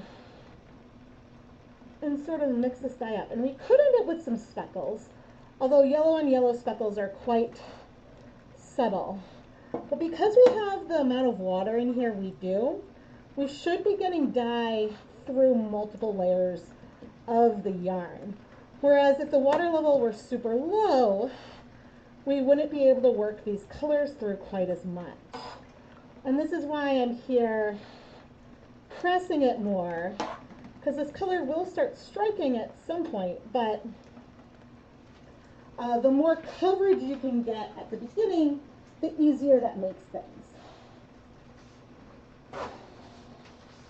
Now, the downside that I can see right now with the colors that I'm planning on using is that if I try to speckle on this, it might muddy things up a lot, but we're going to take things one step at a time.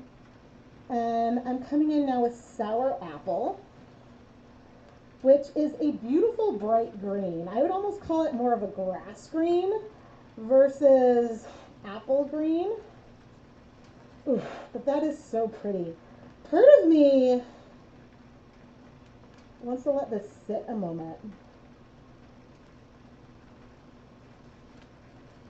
Although I know that this is a color that spreads out a lot, but I'm curious, if I let this sit for like 1 minute before I move it, will we get some green on green speckles down there? Because I think that would be really, really fun. So I'm going to leave that for now, and we'll come back to it. And now the deep magenta, I'm inclined to do the same thing. Notice I'm trying to leave some space between the yarn and dye that I'm adding and the yellow, because I know colors will spread, but I want to give it an opportunity to not just completely overtake the yellow. Okay. I'll probably add more dye on both of those areas, but yeah, I'm just very curious about how things may spread and what I will feel. This will also give me a feel for how quickly colors are striking. Okay, but there we go. The green actually struck. I mean, you can see there's still green in the water, but it struck pretty quickly, which is fun. And I'm okay if there's some white left.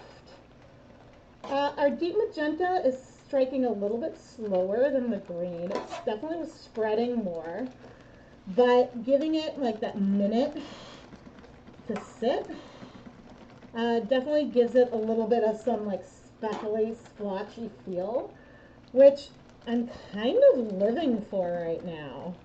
I think that that is super pretty. Gosh, I'm really enjoying this. Okay.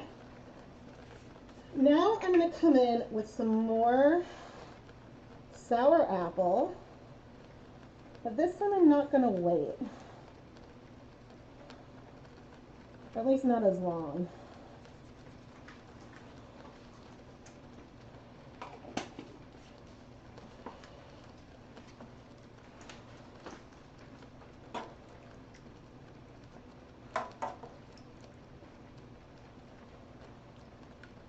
So this is going to deepen the green over here, but this sort of green on green speckle that hopefully will build up is really pretty.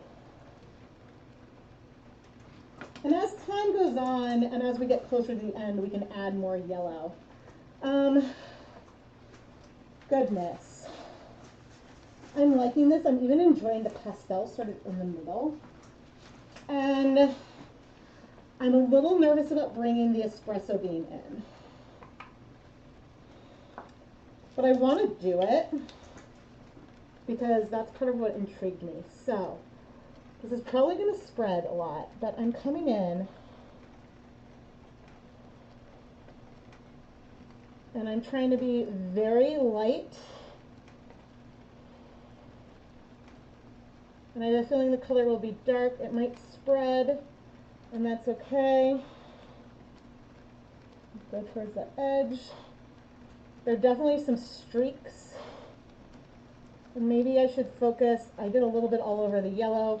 Maybe I should have focused a little more at this intermediate area between the colors.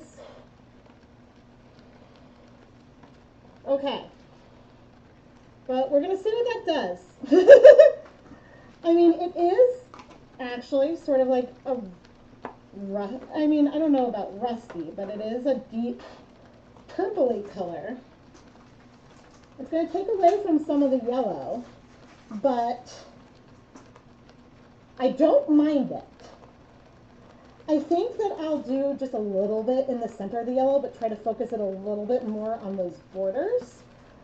Oh, but I'm so curious to hear what you guys think. Okay, I now want to wait 5 minutes before I do anything to mess with this more. I can see some of these speckles from the espresso bean spreading a bit.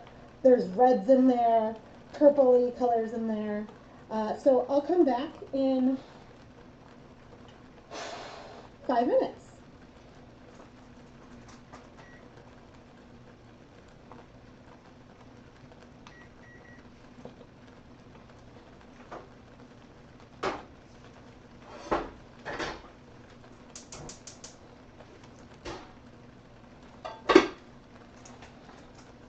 And in those 5 minutes, I'm also going to pop the yarn mop in my steamer basket, because why not?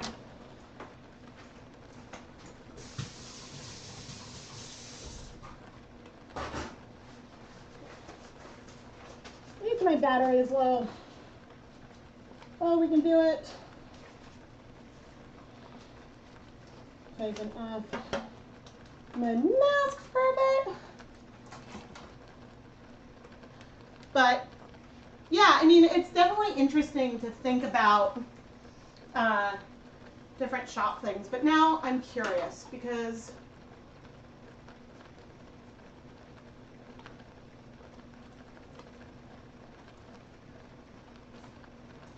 let's see. Okay, so U.S. taxes. This is what from Shopify's Help Center. Shopify helps automate charging sales tax, but Shopify does not remit or file your taxes for you. So there's a guide for like how to do it.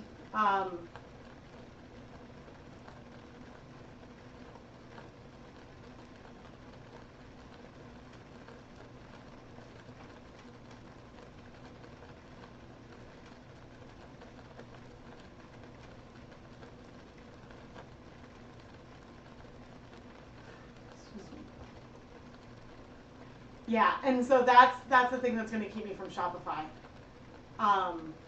because I am not small enough.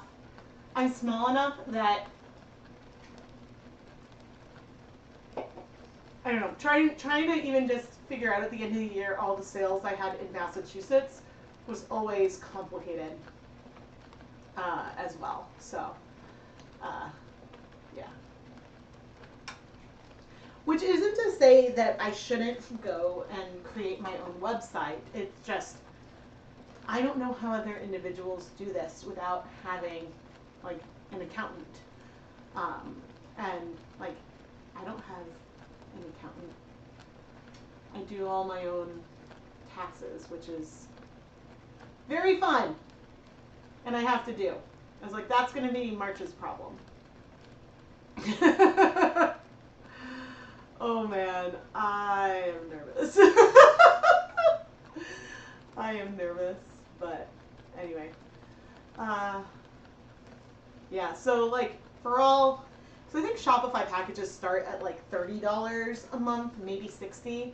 And so with the amount that I pay in listing fees and like payment fees to Etsy, then like that does add up. So I don't think Shopify, I don't know if they take a cut of your sales. Now I'm curious.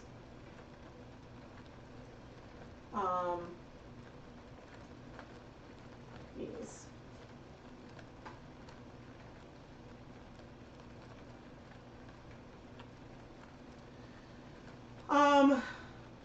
So they have different card rates, and the more you pay them a month, the better the card rates are. And you do get some shipping discounts, but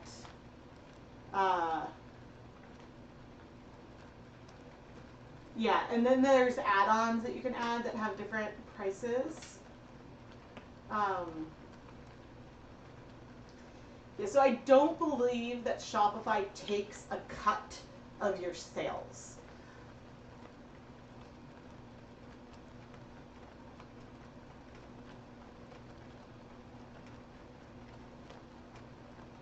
Yeah, it looks like they don't take a percentage of what you actually sell. They just take a flat fee every month. And so, you know,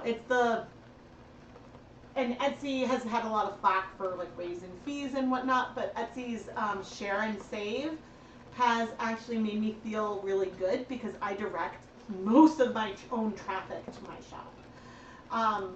And I want to add that, like, please never feel bad for searching for the shop on Etsy or whatever. If you're making a purchase with me, I am thrilled no matter how you get there. It's nice to have Etsy feel like they're doing something that helps encourage individual shops because, yeah. All right, I'm not sure how I feel about those speckles, but we're gonna roll with it. And let's do a quick, I forgot that I'm also doing. I'm not quite sure how I feel about the espresso speckles, but we're gonna roll with it. The greens look good. There might be, some of that color might spread. The pinks are also looking pretty good. Okay, let's flip the yarn.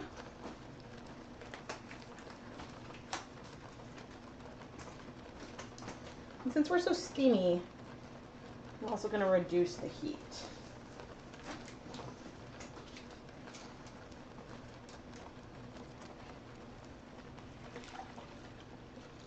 And we'll see what our coverage is like. Okay, you know what? It's not bad because it's good to see some amount of color already on the other side. There's going to be a patchiness to our colorways today, and we are going to need to do multiple flips because I can see, like, even just when I flip this, that there's some colors that are there's some areas of the yarn, and now, like, as that's moving, that are going to be under other areas, and so it's just going to take a little bit of time to get everything where we want it to be. But as I said, let's carry on.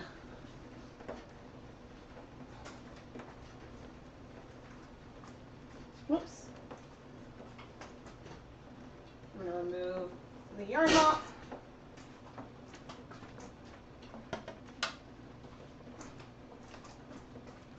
Voiceover. You know, patchy is a subjective term because you might say, I might say patchy when I might also say mottled and dimension. And so I like it when a color isn't flat and perfectly even. But that's my own personal preference, and you might have a different preference, which is just as valid and beautiful and okay. As I was adding the colors, I tried to wait 5 minutes in between each flip just to give the colors a little bit of time to strike. And I did pop the yarn mop into a steamer basket every once in a while for that 5-minute period, just so that way I could continue to be able to add color on there without it spreading out too much.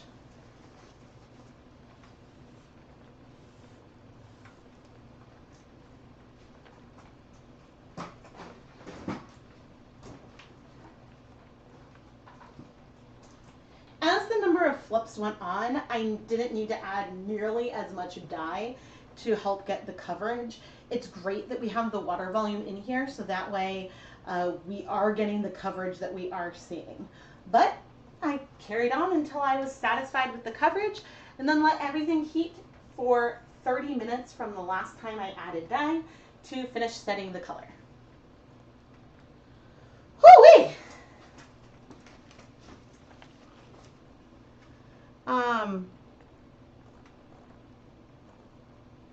I need over. Quick question. Aha! Why don't I name my colorways? I know you identify them by the episode they were dyed, but I don't name them. This is a great question, and as soon as I put my mask on and we start dyeing, I will talk about that more.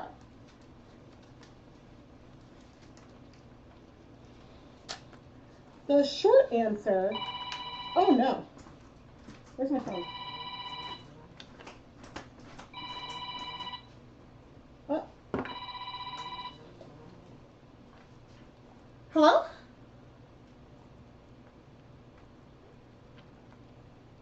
Hello?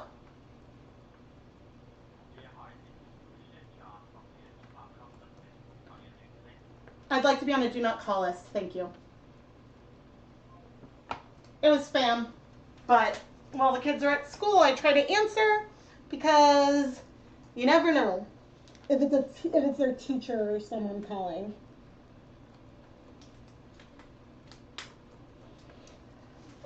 Let's see. Okay, we're going to start with the yellow again. Oh, and record. Time lapse. Yeah, so one big reason why I don't name things is I am not good at coming up with names. I don't like it. I find it challenging, and so unless I do occasionally name colorways if something strikes my fancy or if I have a particular inspiration. I might call something like apple blossom or what have you, unicorn something, but I don't often feel creative enough to try to name everything. But so that's completely on me. A lot of dyers really enjoy naming their yarn, and it's one of their favorite parts of the process. And more power to you, because if you enjoy it, then by all means do it. But yeah, so the one short reason is I don't feel creative enough when it comes to naming things. But then related to that, and similar to what Jacqueline said, is that I dye so many colorways a year, and I very rarely reproduce things. And it's not that I'm opposed to reproducing colorways, but I feel like if I try to do videos where I dyed the same colorway over and over, people might get bored and may not tune in. And so I try to mix it up and keep the colorways fresh, even though I do revisit things from time to time. And so that would mean that I'm constantly needing to come up with a new name, and I would struggle with that. Because even within one video, sometimes I'll have 5, like tomorrow's video, I have technically 5 different colorways. And so that just gets a little challenging. But there are times where within the video I will say, oh, this would be a good name for something. But then I might forget. And so, yeah, I love looking at names that other people use. And I think that that is a marketing tool that I definitely do not utilize. But the other thing I will say is that I am very, very careful And I know that there's other dyers that will name colorways after characters from movies and shows, and I am very, very careful about dealing with like trademarks and licenses and things like that. And so I know I did like some Pokemon colorways that I did name, but I didn't list them as those names in the shop because I don't want the Pokemon company coming after me. And so I have no problem with people doing inspiration for shows, but a network could come after you for doing that. And like, I mean, I did Hocus Pocus inspired yarn once, and I don't remember. I think I called it Sisters or Sistas or something when I listed it, because again, I was afraid. Well, you never want to mess with the mouse. The mouse is extremely litigious. But that is slightly unrelated. So, you know, what I never did, and this was something that I had intended to do, but I didn't do because of, and I should do at some point, I had plans to do a Barbie themed stream. But then there was the SAG strike. And so I didn't want to feel like I was promoting something when like the actors weren't allowed to promote their own work. And so even though like as a YouTuber, I am not in the union, there's nothing preventing me from doing that, but yeah, I just chose to not. And so I even had like a whole picture of me as a Barbie all ready to go, but then I never did that stream, so maybe someday. I'm focusing. Okay, we're gonna do a little bit across there and a little bit more along. A little too much powder. Oh, that was a lot of powder right there. Sort of a splotch along the interface.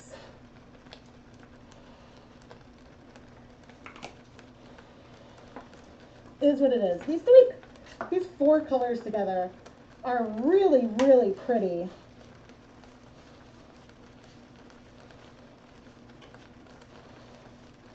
But yeah, I think that that's like an excellent, excellent question.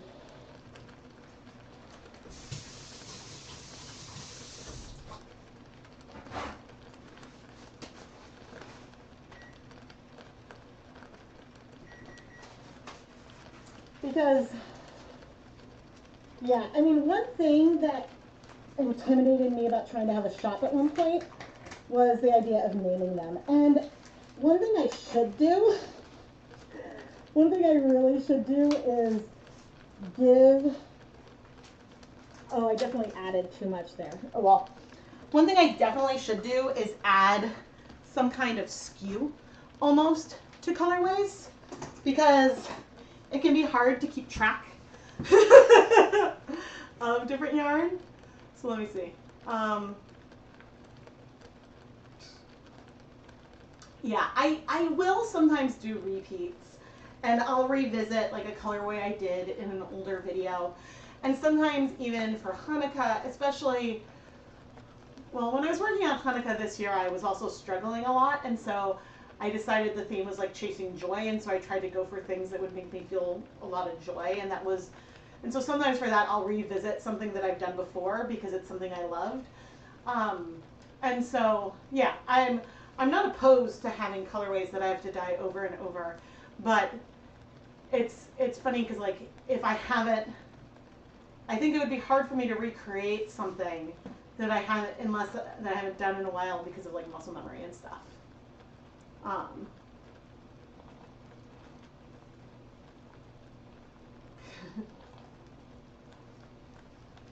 Are they trying to buy? No, I don't often get phone calls to try to buy the house. I think it was like the U.S. They're like, it's the U.S. I don't know. I think they were going to try to say that that I'm going to go to jail unless I give them like $500 in iTunes gift cards or something.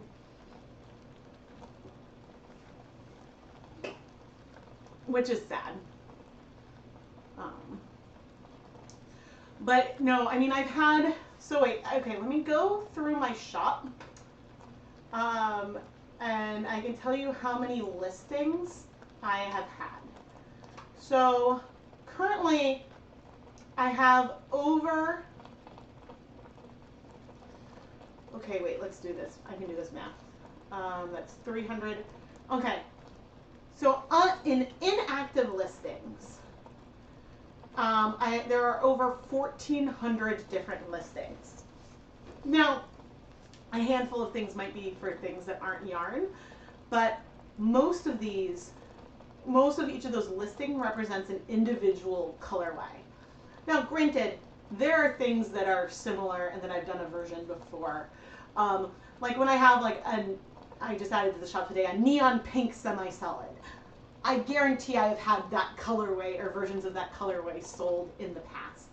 And so there are things that, are very, very similar and whatnot. But occasionally one listing might have multiple colorways on it because I might do A, B, C, D and things that are similar.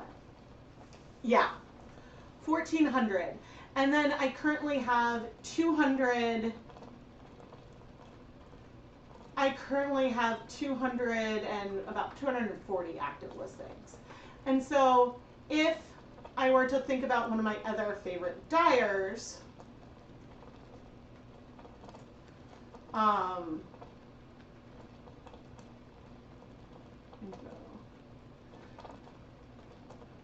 go. Okay.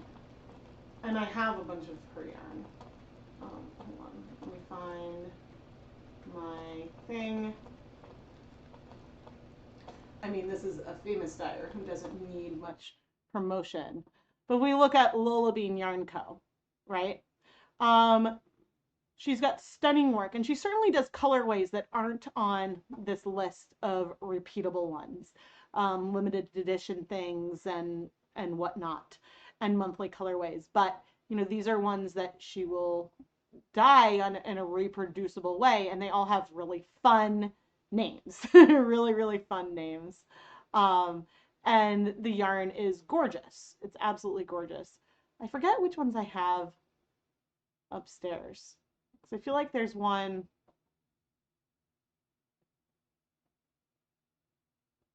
What was that one? No, not that one. Oh, I love that one. But anyway, my point is just that which isn't to say that she should have more colorways that are on her regular repeat list. Like, that's not what I'm trying to imply at all. It's more of that, in general, I think that even people who are big names who dye an order of magnitude more yarn than I do,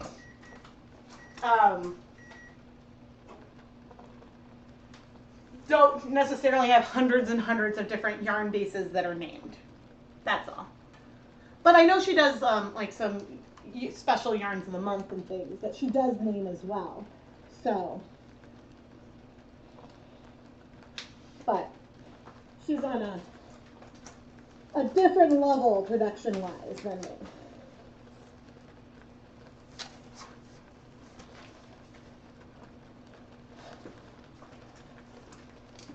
Someday. Oh, this is better than I thought. Coverage is way better than I thought.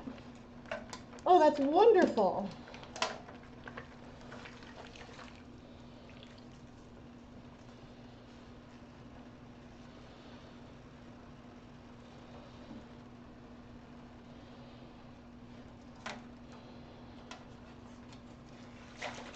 This is a nice thing with having deep water.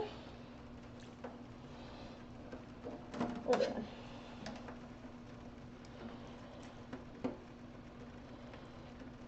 just makes it a little easier to get coverage. That's great. All right. The yellow's feeling pretty good, but I'm going to add a little more because let's do it. Just a hint more. I am running out of yellow. I will need to make a dye order soon.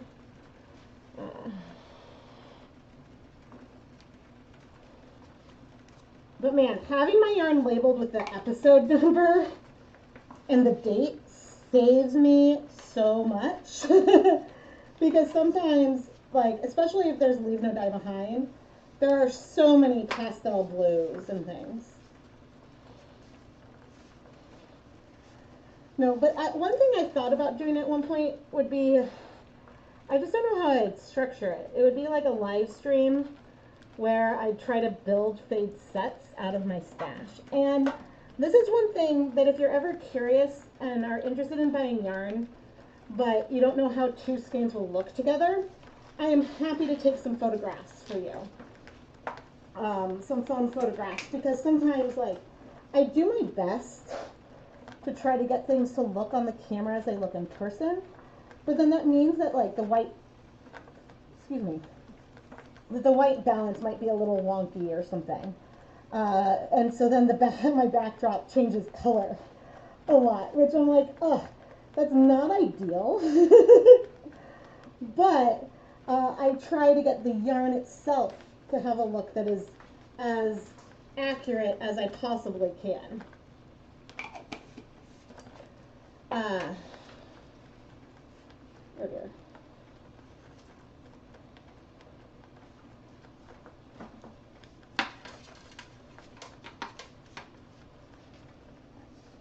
So I do try. But sometimes, but yeah, I've done this for customers before where, you know, they wanted 5 colors that included one. And this is something that I can't do out of cotton because I don't have enough cotton.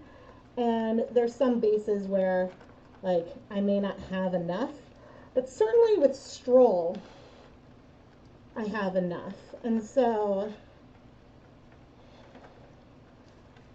and it could be fun to do a video where I'm dyeing something to turn something into a fade set. Because I will say, ooh,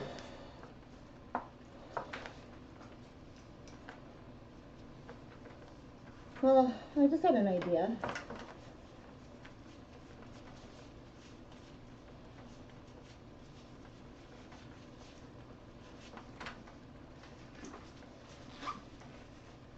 That I need to write down.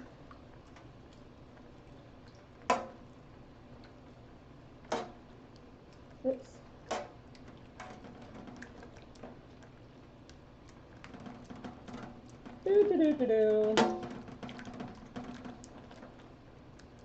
Okay. The yellow is definitely muddier than it was before, but I'm not mad at it.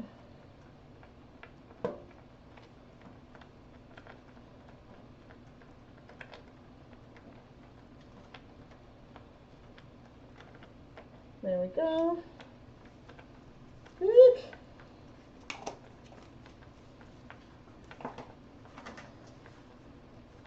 Oh, this yarn mop is gorgeous.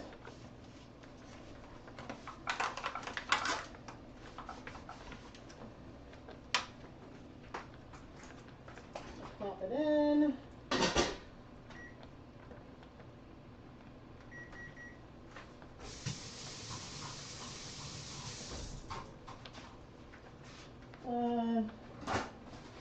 Gonna sit back down. Please give me more questions. I love this. I love just being able to talk and share my thoughts on things and create some fun yarn.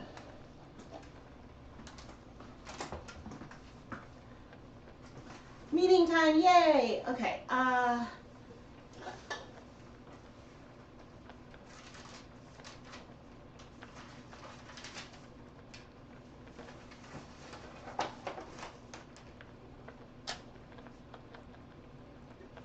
down.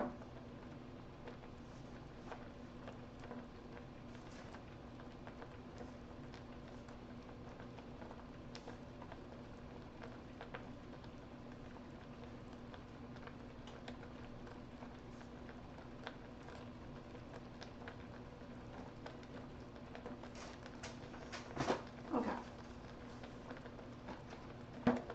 Here we go. Wait, there was something else I wanted to write down that I now don't remember.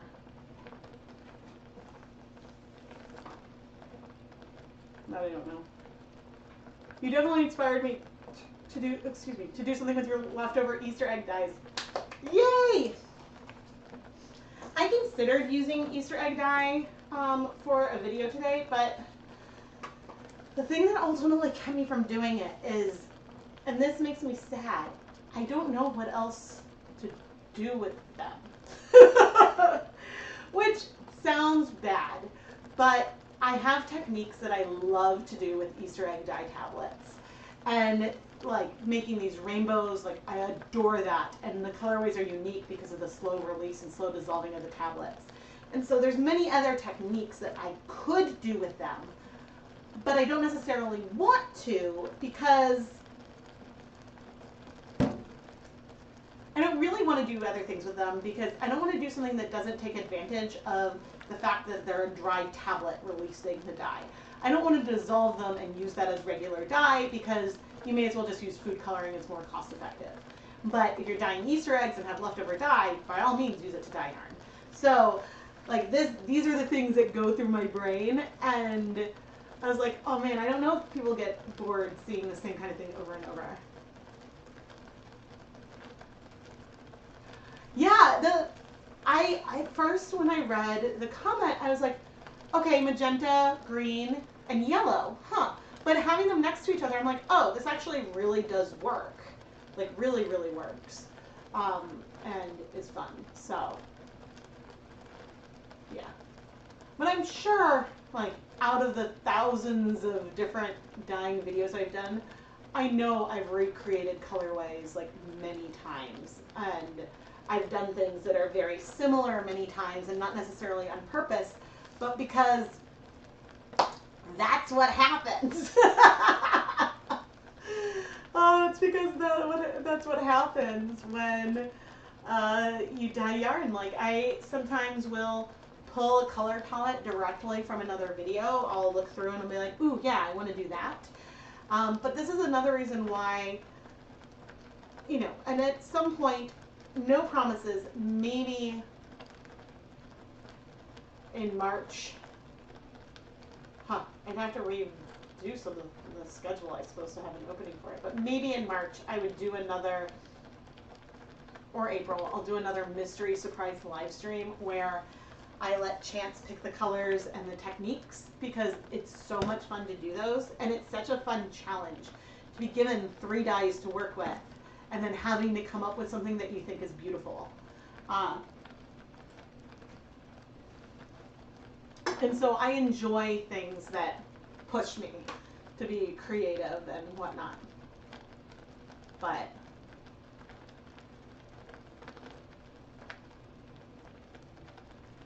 yeah, sometimes like I'll look through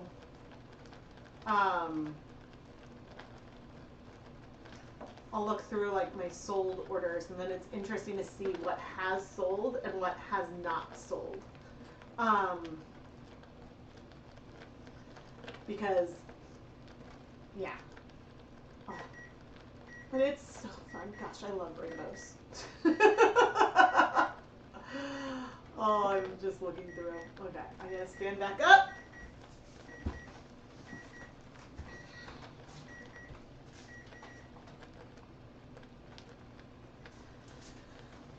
We might be done, but I don't know. I might flip it and realize that there's like a big missing something or other. I probably could have done without the espresso bean, but I'm happy for a challenge and to push, and my iPad died, so I can no longer see you guys. Okay, there's still some whites, but I might add a tiny bit, but I don't really mind having those whites in there. I actually kind of like it. Oh, as I nearly dropped this. Yeah, I think I'm gonna call it.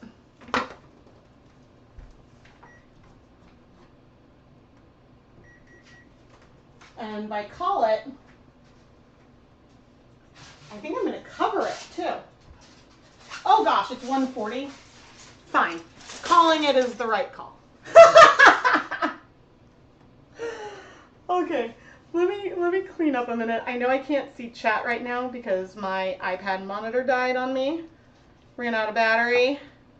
Oh my gosh. And I might leave some of the washing of yarn until tomorrow. Oh no, I left this up. Sorry, everyone.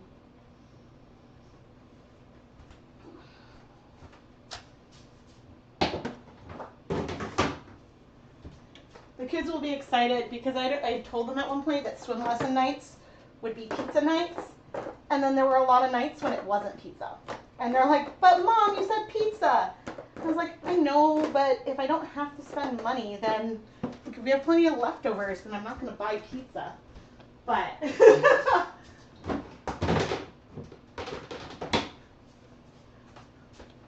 yeah, because we passed by a local shop on the way home. So, okay, so I'm curious how many projects I did today. And at some point in the sometime next week, I'll try to release a short that shows the, what's it?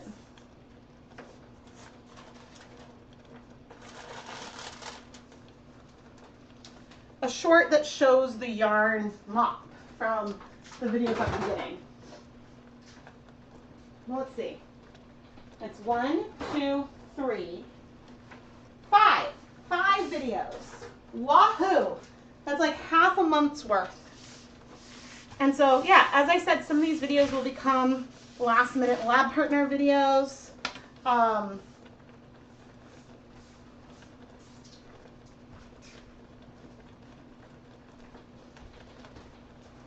Probably sometime in the next week. It's often worth checking out that listing because as I'm working on videos but don't know when they're going to be published, like if I don't have it on my schedule yet, I have like a second space where I keep track of all the last minute lab partner videos, and so then I add things there. And a lot of times things will be there with like a wide variety of yarn bases. At least I try. I try. But I have a whole spreadsheet where I keep track of videos, and I've been keeping track of videos for a long time. But all right, let me promote things as I get ready to sign off.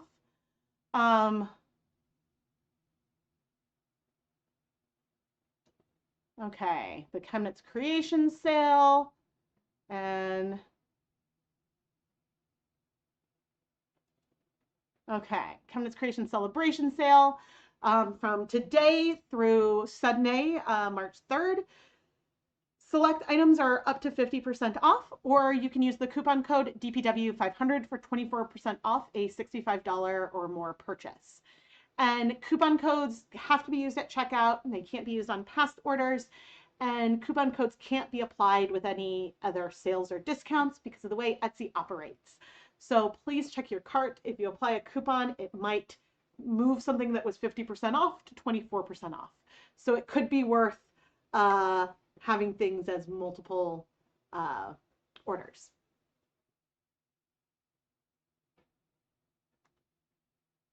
Ooh, tacos on Thursdays. Okay, and then for knit picks, I'm putting in my affiliate link, and I have some coupon codes that they gave me to share, which feels awesome. If I can find my email.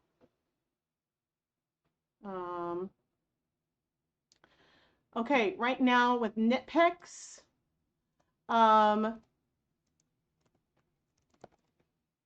With Knit Picks, you can use the coupon code KPSAVE25 for 25% off a $200 order, or you can use the coupon code KNITMORE15 for 15% off site-wide through the end of April. And again, I do not know if you can use these coupon codes more than once or if it's limited to a one-time use per customer. So that is something that I don't know. So plan out if you know what you want to order. But I mean, these aren't, as far as I know, advertised on their website at all. I think these are coupon codes that they sent to influencers to get us to promote things. And so that's awesome. Now, these coupon codes don't mean that Knit Picks knows that I sent to you. It's not a coupon code like ChemKnits or something, you know, like some companies would do because, yeah. But through that share a sale link that I shared, that is what lets Knit Picks know that I referred you. And so if you make a purchase after clicking on my link, and it doesn't even have to be the same day, it can be like a while after. I forget how long, it depends on the merchant, how long the tracking codes are good for.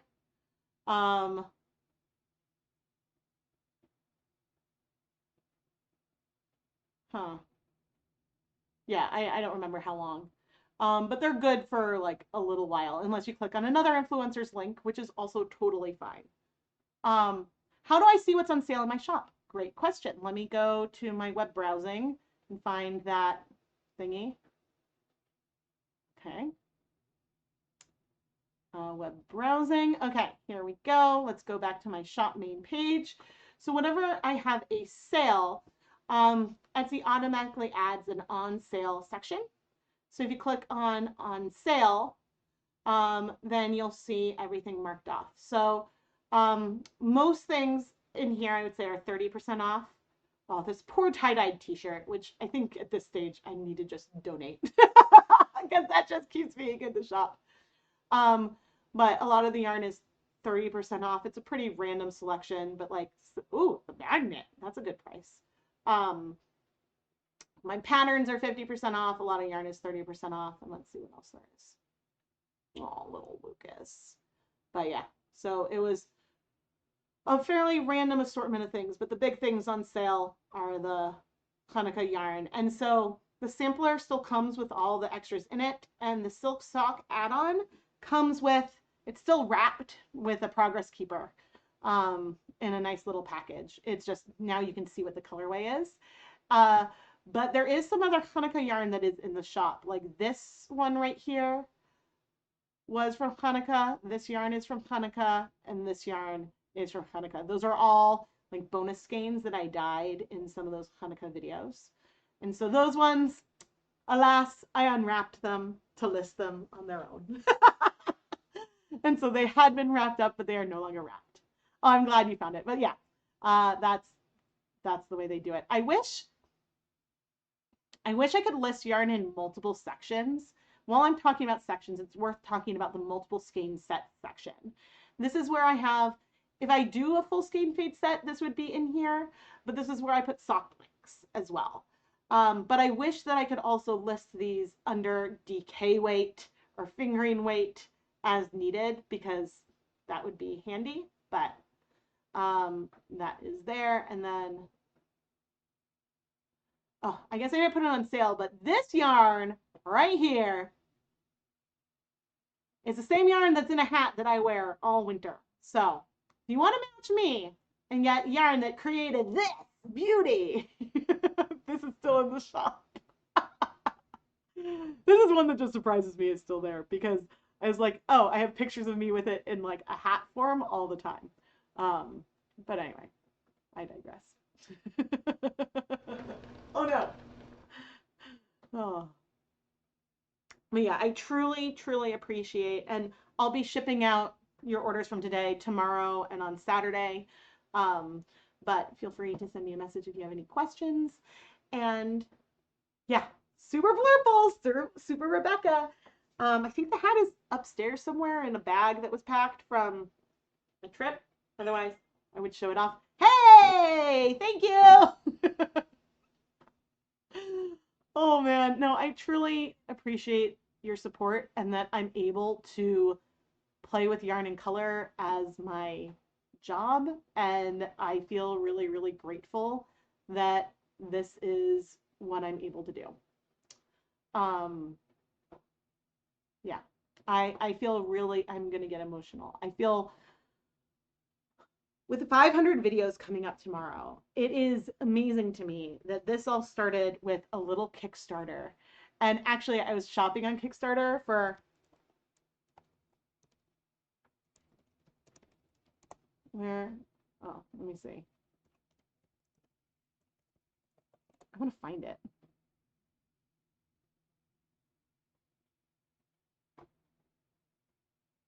Spotlight. Wait, here we go. Like, oh my gosh. So when did this end? Okay, the last update, I guess I stopped updating it 1 year after the Kickstarter ended. But yeah, so in September 2017, I did a Kickstarter because I was not sure if I could turn this hobby of mine into a business. And I thought that if I did a Kickstarter, then that would require me to post videos on a regular schedule, and because I'd have an obligation to all of you. And yeah, and so gosh, like, and we raised, I think my goal, what was my original goal? Oh man, I was so proud of this graphic right here.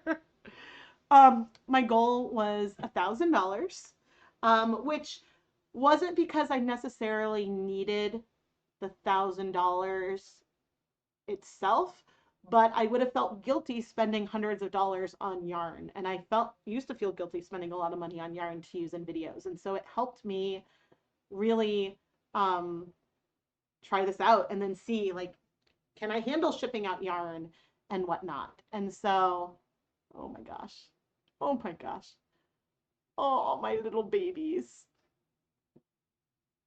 Oh, I was so nervous when I was doing this. Oh, and the stretch goals that all got unlocked. But yeah,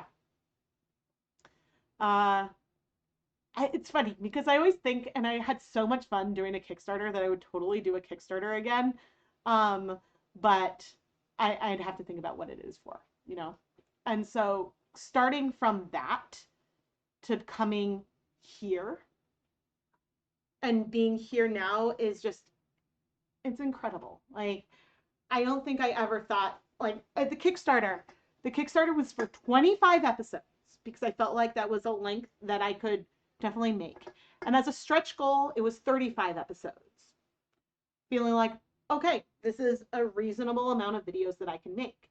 And originally I thought I would do one video a week, but then I realized with the algorithm, 2 videos a week was doing really well.